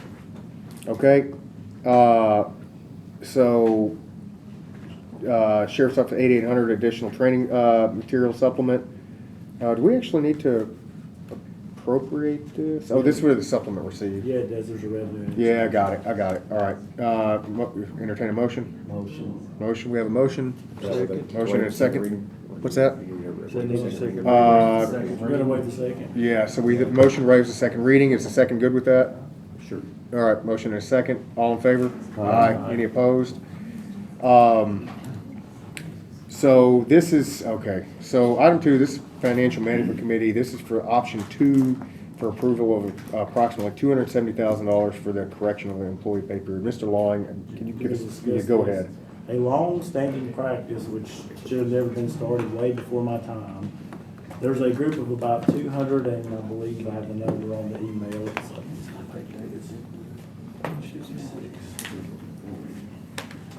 228 employees are paid, for instance, they get paid this Thursday. This Thursday, they are actually getting paid through Friday. So basically, their whole last week of their payroll is an estimate, which makes automation and payroll issues, pay that shouldn't be paid, it creates all kind of confusion, administrative work. Talking to the city of Murfreesboro, for instance, what they did in the past several years back was the same thing. What the Financial Management Committee voted was contingent upon the county commission and the budget committee approving it for the last payroll in June. In other words, say we're getting paid this Friday, to give those employees those 5 days as a dummy day and move the payroll back here. That doesn't mean they're gonna get an extra paycheck or anything. What that means is when they quit or retire or whatever, that they'll have 5 more days accrued in some type over time. But what that will fix is all the confusion of where, for instance, right now we're trying to move the libraries on Chronos, and even off of Chronos, they've had significant issues keeping up with their time, and it's making even issues on it because we have to estimate that last week, so it's very confusing. So this is gonna help you guys out. It would help clear that up. One request that I did receive by email, and so did Mr. Shove. If you do approve it tonight, Ms. Boyd requested that you do not waive the second reading because it wouldn't happen in June anyway, because she wanted to be here to discuss it. She sent me and Mr. Shove's email. Yeah, I recall that, and I recall the email. And, well, I entertain a motion for discussion. Motion. Motion for discussion. Is it for discussion or for approval? Discussion. Motion and a second. All in favor? Aye. I want to get in the queue on this one. So, I'm fine with this, but how do we prevent this going forward? Is this a matter of people being on Cronus? What is the? People will have a holdback when they start in the future. In other words, when you start, they should hold your week back. Just like you would at any employer. Is that, do we, well, let me ask it this way. Is that being done? Not right now, because then these groups are gonna have 2 groups of employees. They're gonna have groups with holdback and no holdback, which creates, So for some of the departments, even more confusion. The real question, and I think this is probably gonna be Ms. Boyd's question, how do you enforce, how do we make this? Well, when we have them on Chronos, it will pay them based on actual time uploaded. So we have to put people onto Chronos. It would actually be, well, you'll have the actual time down there in the time sheets. For instance, the sheriff, highway, and EMS already have holdbacks. What enforcement what ability do we have to make sure people are on this system? The Private Act. Yeah. You're right, but I mean, that's great, but I mean, it's a piece of paper. What can we actually do? Because that piece of paper's been there for a long time and it's still not being done, so like, what can we actually physically do to make people get onto this thing? Do we put had a spears meeting. out or something? We had a meeting that was set up, for some reason it got canceled, for the 15th of this month. And we were gonna have all the department heads in here to talk about what was the holdup. Some of the members couldn't be here this week. And I mean, look, if it doesn't, I'm not even saying there's anything magical about Cronus. If like if the department heads all want, as I've heard some departments heads say that they've got their issues with it.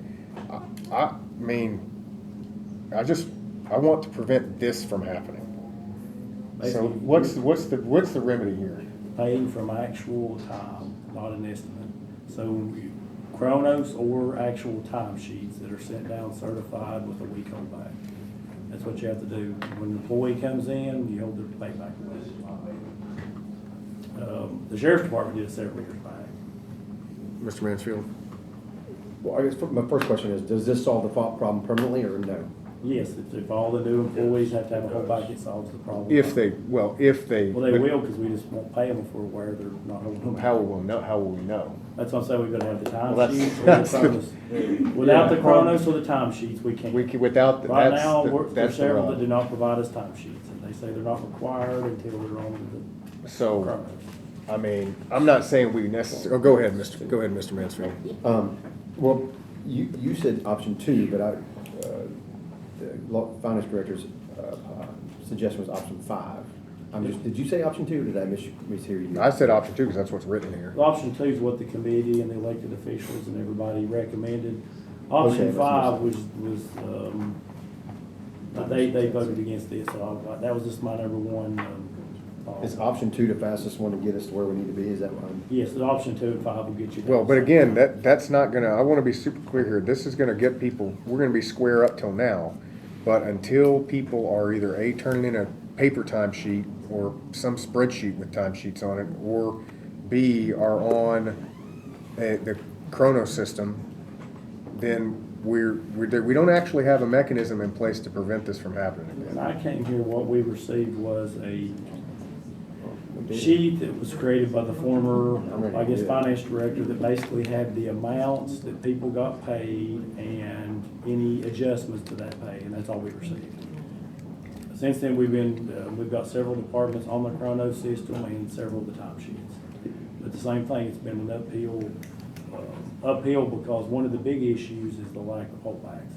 It's hard for them to send a timesheet if they're paying you Friday paying you Thursday through Friday, for work through Friday. Good question. Go We ahead, need Mr. to hear Mansfield. Monday. Is anything going to break if we defer this till next month? No. Okay. We were I'll make a looking motion to do it defer. in June. We have a motion and a second to defer. All in favor? Aye. Any opposed? All right. Deferred.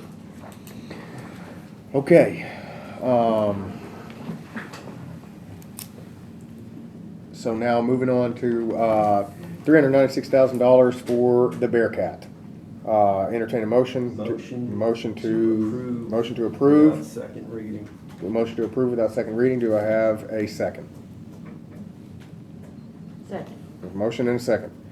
Okay, anybody want to get in line on this one? Get in queue. All right, all in favor? Aye. Any opposed? Okay, there we go. The opioid abatement committee report. Oh, so we have, Mr. Long, do you want to go ahead and start with this one? And the employee that was actually going to present that, he's got a sick grandparent, so he's not here tonight, and very sick. But this is what the opioid abatement committee is requesting for the county commission, much like the charitable giving organization. They created an application and a process, and they wanted county commission for more or less to approve it to make it official.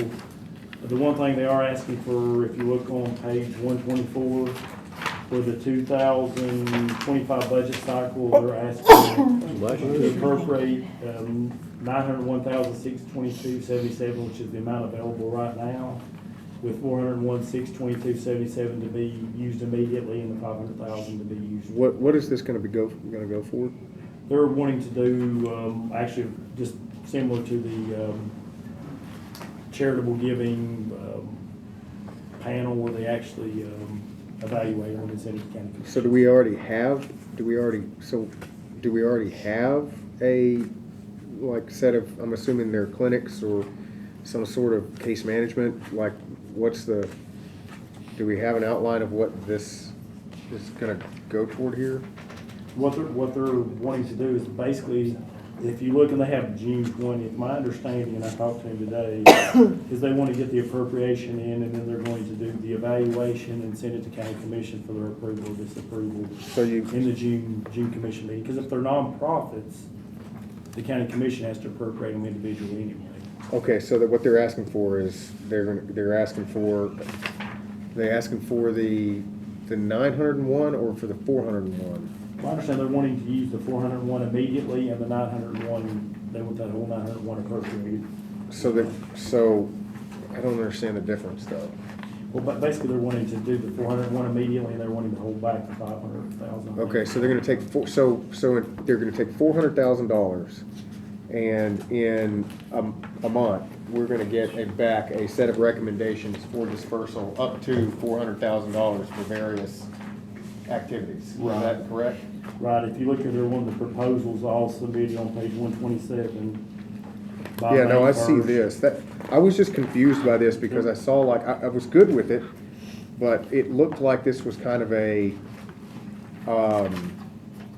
just like an application type and review procedure. Yeah, that's what they were. But then they were asking for funds and I didn't understand why they. Well, what happens with the charitable giving, you go ahead and appropriate the funds, and then the charitable giving will send you back a resolution.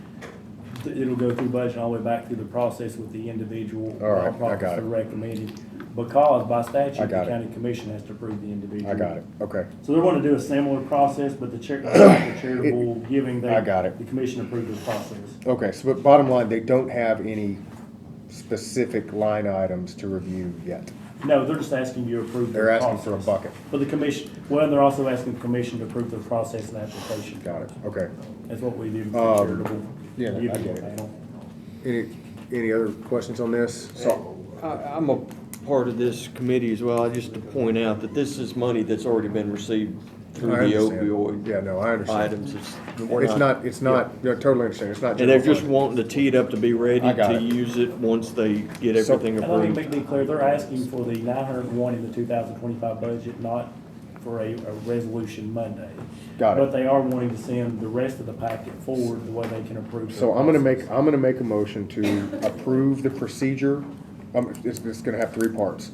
One, approve the procedure. Two, appropriate the total of the 901,000 for set aside, and then the 401,000 for immediate consideration of distribution.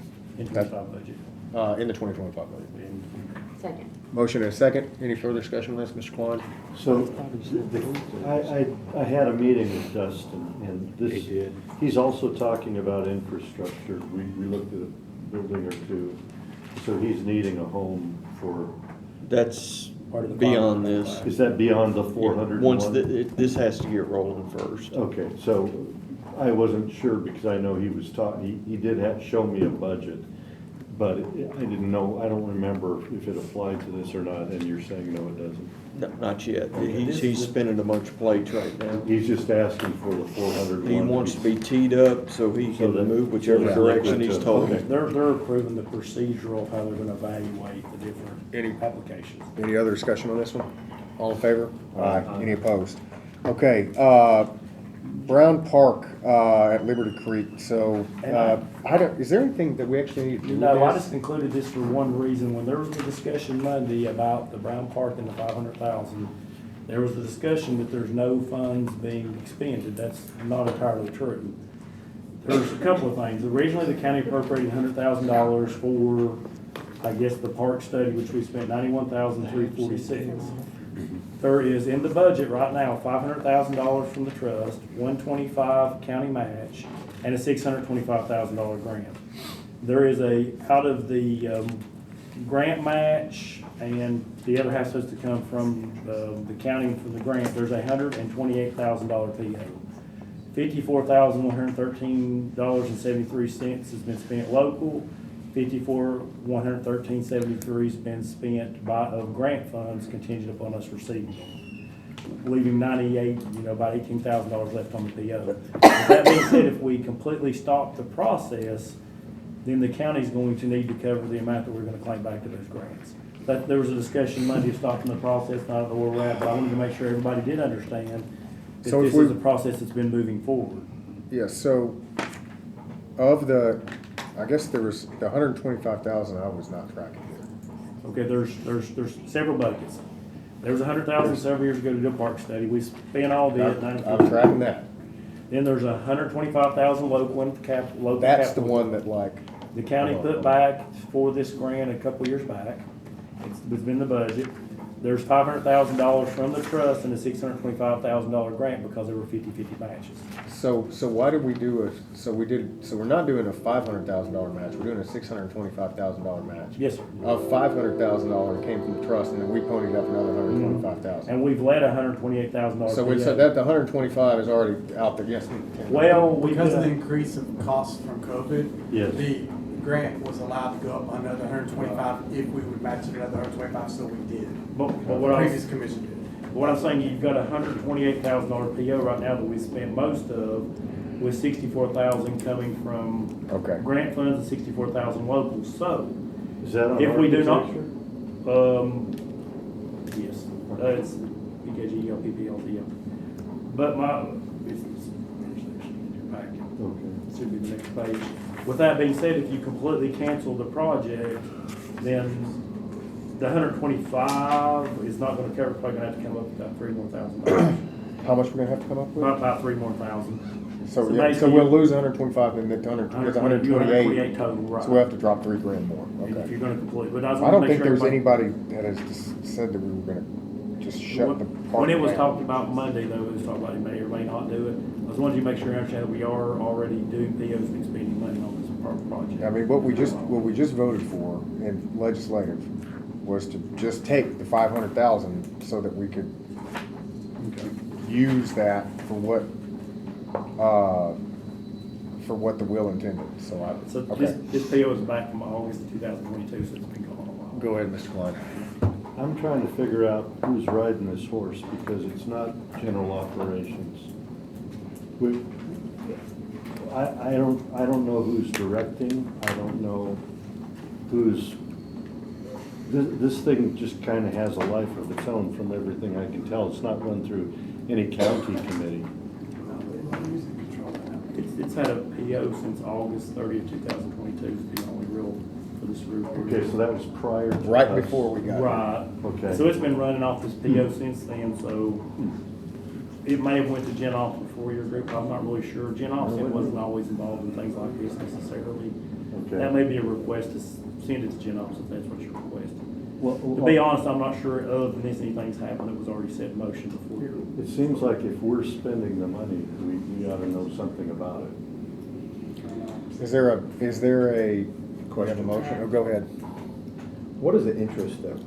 I think this money's been around since like 2016 or 17, for the trust money. The 500,000? So, I mean, do we know what the interest captured on that is? That's included in the resolution that asks us for the interest also. Okay.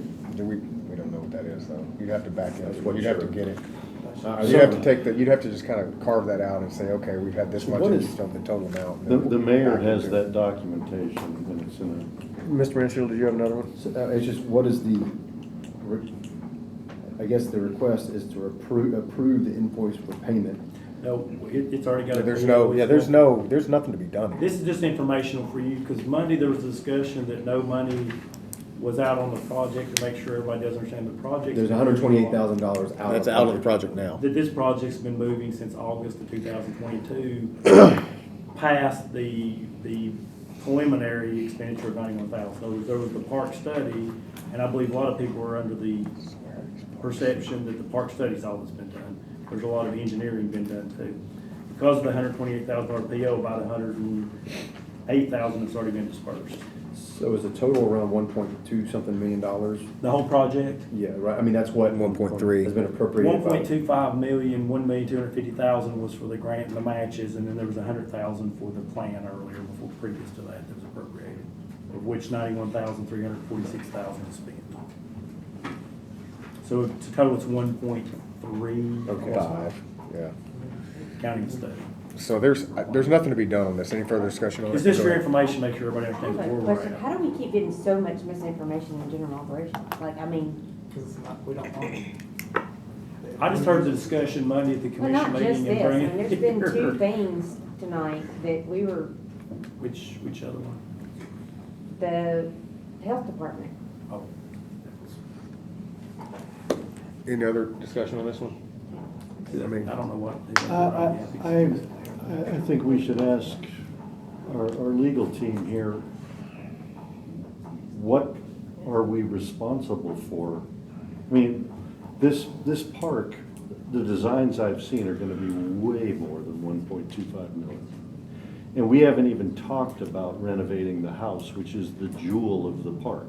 Is the house really part of the park's my question?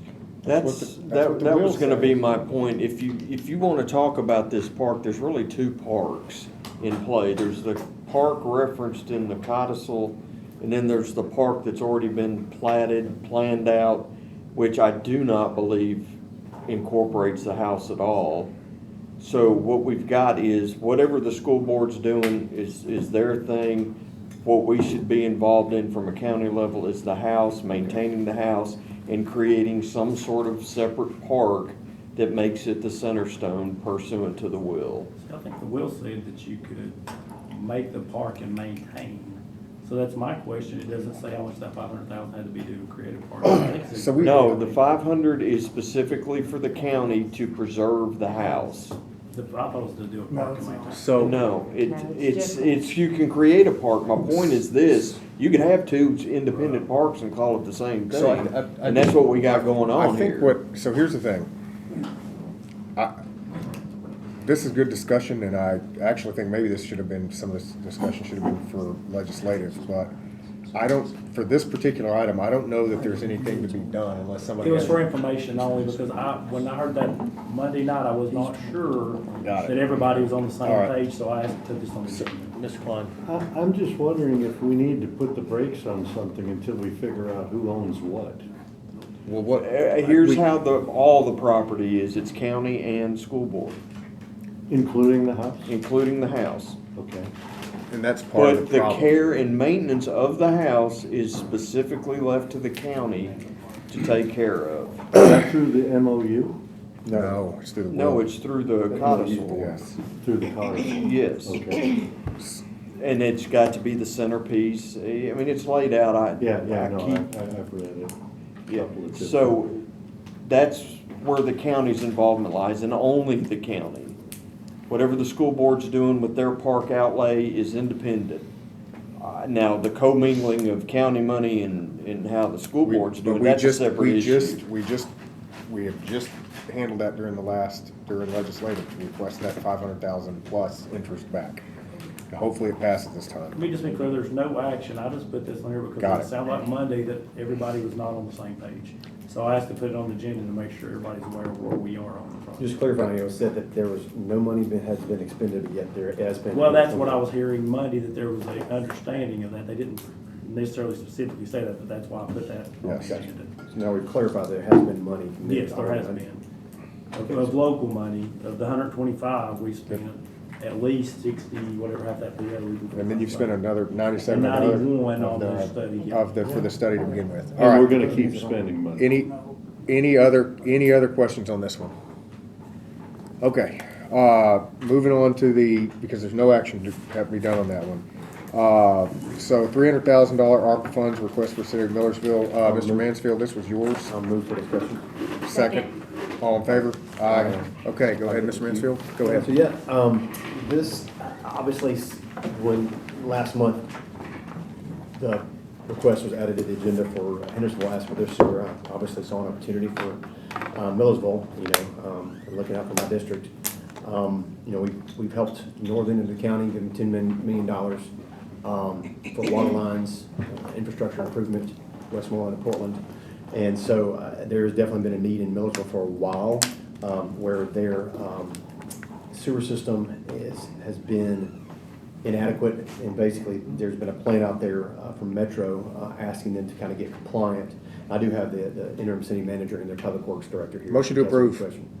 So, well, I was going to ask for amended to ask for $500,000 total, and the reason why is they have an opportunity from TDEC, and I didn't realize this when I made the ask, but TDEC will give them a grant of $955,000 for a project that really is going to cost $1.476. Millersville doesn't have even the matching funds for that. The $300,000 is for the GIS study to map their whole system and keep in compliance where there's not leakage and everything in the waterways. But they really need I guess 521 total is what they need. So motion for 521, motion for 521. Second. Motion is second. I'm abstaining. All right. From it. Mr. Mr. Hyde? I would, Commissioner Mansfield, I came here prepared tonight to, I have no vote on this. I want everybody to know I'm an ex officio member of this committee, but I do have a vote on the floor. I'm hesitant now because I am a commissioner in Hendersonville and I was totally supportive of this, but I don't know now. It grieves me that we're not helping Hendersonville because they will go ahead with their project one way or the other, and who's going to pay for it? They're going to pass it on to every commissioner and every resident in Hendersonville to get what they want. Well, I think that I would like to see us help in as many ways as we can with health and safety, but we were opening this door to sewer problems, and we had two here tonight. And then it makes it difficult for me to support one and not the other one. And I'm very, Mr. Hyde, I am somewhat hesitant to say that in that, you know, my mother's family all came from Millersville. The Lassiter family had lived there for many years and were big-time farmers. I love the area. As the school superintendent, when the Board of Education voted to close the 4 small schools in the county, I was at the same time making a proposal and was successful to build a Millersville Elementary School and give the city of Millersville the old school, which I don't know what it's being used for now. All of that to say, it's just, I don't know if I want to open this door now if we're just going to not help everybody. Mr. Hyde, I agree with you, and so I'm gonna amend my motion to state that we'll do the 500, my motion is now to approve $521,000 for the city of Millersville and another $1.75 million for the city of Hendersonville. So we do both of those. Motion in a second. Subject to ARPA General. Subject to ARPA General. Mr. Mansfield? Yeah, I mean, I abstained on that vote earlier just because I didn't know it's for $1.75 million.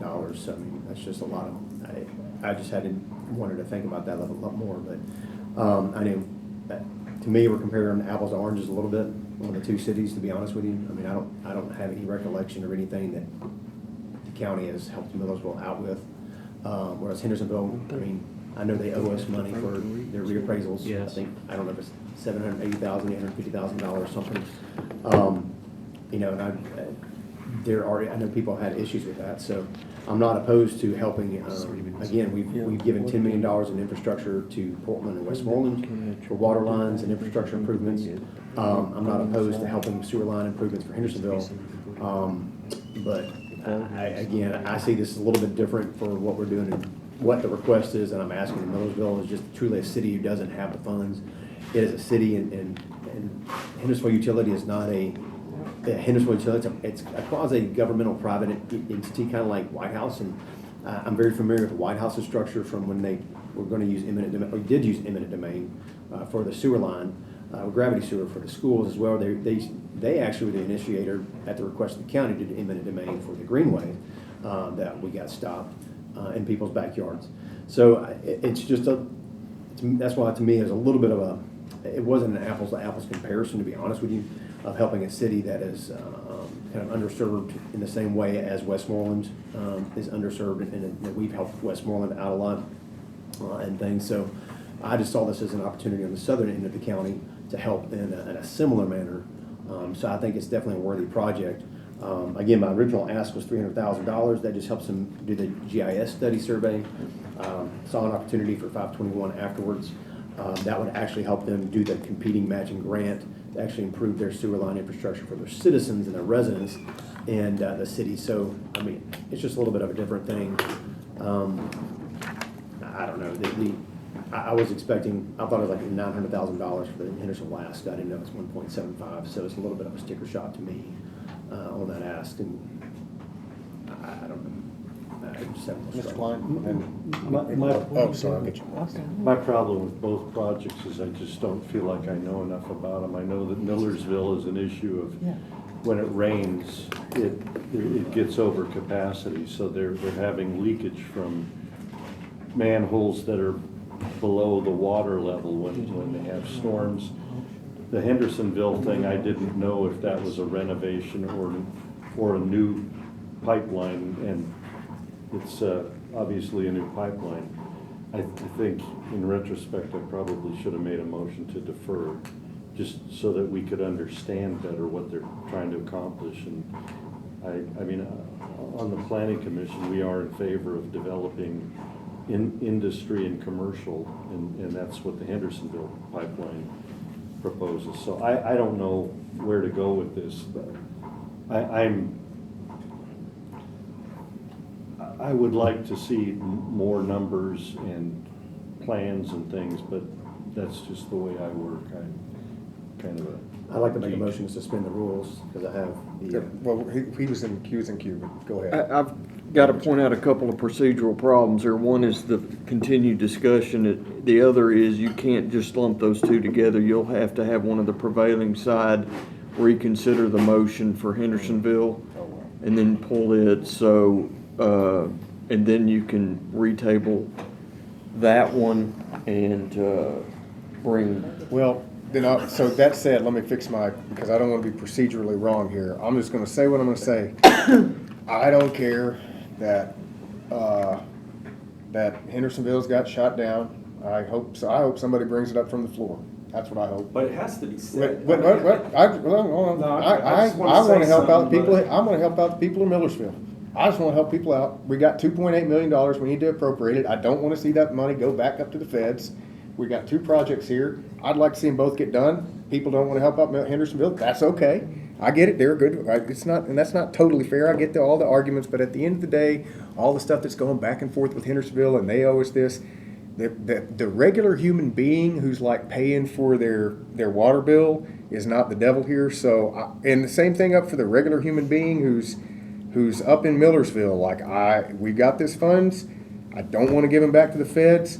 Even though the folks down in Hendersonville, we apparently voted against that, I'm still going to vote for this. So I'm still going to make a motion for $521,000. But it has to be said that the little guy is getting screwed by turning down Hendersonville. And I'm tired. I want to say I'm tired of this nitpicking crap going on. Point of order, Mr. Chairman. No, I mean, if you gotta beef with a part of a government like Gallatin in the garage, then take it with that. Do not lump these little guys, respectfully I say that, into this pissing contest going on with government. We did it, we seen it happen last Monday with the ask for the antenna on a tower. Who is that screwing? It's screwing the little guy out there doing the work, getting on the radio to try to radio back to dispatch if that antenna deteriorates. That's what's happening. Just getting it out on the open in the record, because that I just can't be silent anymore. I'm not going to support, I can't support one and not the other. We got a second? If we don't have a second motion. Well, you never stated your motion. Yeah, I restated the motion for $520,000, just the $521,000 for Millersville. Because I motion and a second. Okay, go ahead. I would like to suspend the rules. Okay, motion to suspend the rules, second. All in favor? Aye. All right, go ahead. I would like our Public Works Director from Millersville and our interim city manager want to just briefly give a synopsis of kind of what we're asking for. So, yeah, as you mentioned, we have the CDEC grant, and it's $955,000. And, yeah, we just don't have our matching portion, that's $521,000. Our sewer system, we have a combination of grinder pumps, and they're from, some of them are from the 80s. We're having to repair things all the time. If we could be proactive, we would definitely save money, because once we have lots of infiltration problems, and once things are backing up, it's really expensive. If we can get in there ahead of time, then it's a lot cheaper. We can be proactive. And Jerry can probably describe some of them a little bit. Yeah, a lot of our gravity lines was installed back in '88 and '89, which is about 35 years old.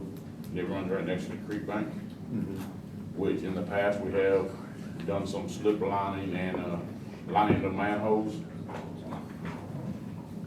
Then part of this GIS mapping and everything will investigate more manholes and all that, then we can go in and reseal more.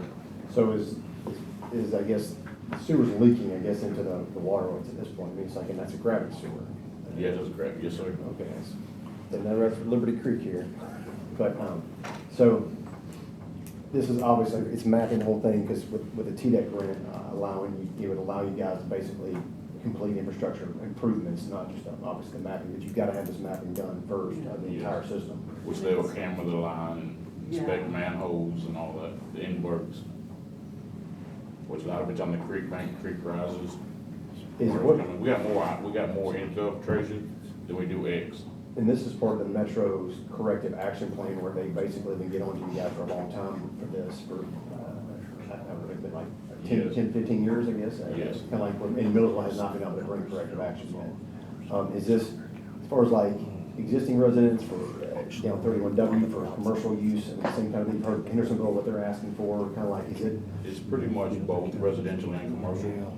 So it's to help the existing, just residents that are there, Yeah, that are just like, to keep from the leakage and the spoilage, but also improving the infrastructure so that along 31W for commercial development. I guess it's trying to figure out the apples to apples comparison is it's in the same ass. So there is a commercial component to this. Could be, I mean. Yes, yeah, because we got the property right next to City Hall, which been in and out of, we got planning and zoning several times. So they don't know them to do commercial up front on the highway, then residential in the back. It's came back to the city 2 or 3 times, and they still ain't done nothing with it in the last 5 years. But the main thing is that the Metro, I read what you'd sent in Metro corrective action plan of what the problems were, and like, hey, you need to fix this. Okay. Any other questions? Oh, Mr. Klein? Millersville is not completely in Sumner County, right? We have a little bit that's in. No, we got a little bit up off of Bethel Road area, which is Robertson. Are they That's contributing? that's low pressure system up there, so it's all grinder pumps.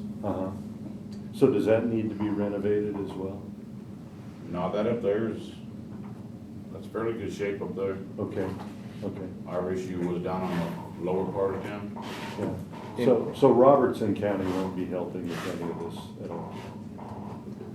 I'm not aware of that. Okay. Yeah, we're kind of looking to really address like the worst of the worst, and this will address like 80% of. But it's mostly fixing leaking lines that's allowing rainwater to come in. Yeah, it's really repair, Yeah. It's on Sumner County side. Yes. Okay. Mr. Hyde? I hope that you all understand my position on this, that I'm not, I came prepared tonight to vote on the floor for this, because this is opening a new door. We've helped with water and things like that. Now we're talking sewer. But I was willing to come and help. But, and I hate that we're trashing each other here. This is a bad scene and it shouldn't happen. And I shouldn't say that, but I'm gonna say it. It's trashing each other and it's not good. But I live in a city of 75,000 people in this county. And if you divide the money out, the 1.7 million is not out of line at all for the 500,000 going to Millersville, which I came all prepared for, but how can I go back to my citizens in Hendersonville and say, well, the utility district probably is going to be calculating some kind of increase in water and sewer, which is an indirect tax, to fund this, and I wasn't able to help. So I just wanted you to know where I'm coming from. Any other questions? That's kind of, I'm not going to repeat everything Mr. Hyde said, that's kind of where I'm coming from. I Thank feel feel like if we do one and not the other, we're gonna hurt what I respectfully call the little guy in higher water bills in Hendersonville. We can't do one and not the other, in my opinion, but that's my opinion, so. Well, go ahead. I'll make my comment, then I'll catch Okay. yours. Go ahead. Go ahead. 521, and then 1.7, how much does that leave in the ARPA? About somewhere a little under $500,000. 600,000. $500,000? $500,000. I'll amend to. Well, we have to motion, are you motion to reconsider? Reconsider. Second. Hendersonville. Motion second, all right. Any other discussion on this one? All in favor of reconsidering the Hendersonville, the 1.75 million for the Hendersonville, and I think we need 2/3 for that, correct? All right, all in favor? Aye. Any opposed? No. One no. Okay, so we are now on the reconsider itself, so I'd entertain any motion or a motion to discuss. I'll go ahead and make the motion again. So I would like to make a motion for $1.75 million to expand the Hendersonville. Second. Motion and second. Let me go ahead and state it fully. $1.75 million of ARPA funds from ARPA Pure to, excuse me, what? Proper. Proper. I keep saying it wrong. If it qualifies for. Assuming it qualifies for proper, to expand, to assist with expansion of Phase 2 sewage line off of West Main. Is that, you go with the second? All right, there's the second. Any further discussion on this one? All in favor? Aye. Any opposed? No. One no. Motion carries. Okay. Require a second reading. It will now, because we didn't have unanimous. Okay. Mr. Chairman, could we get more information on Hendersonville, since there's going to be a second reading? Yes. More documentation. Yes, if we could have full plans and schematics for that between now and the next one. So, You might ask if the city's contributed to. what's that? You might want to see if the city's contributing to. They are. Okay. So actually, we never did, we may be procedurally wrong here. We never did dispose of the 521,000. I'm gonna go ahead and put this one back on the table. Motion for $521,000 for Millersville. Motion in a second. Any further discussion on this one? All in favor? Aye. Any opposed?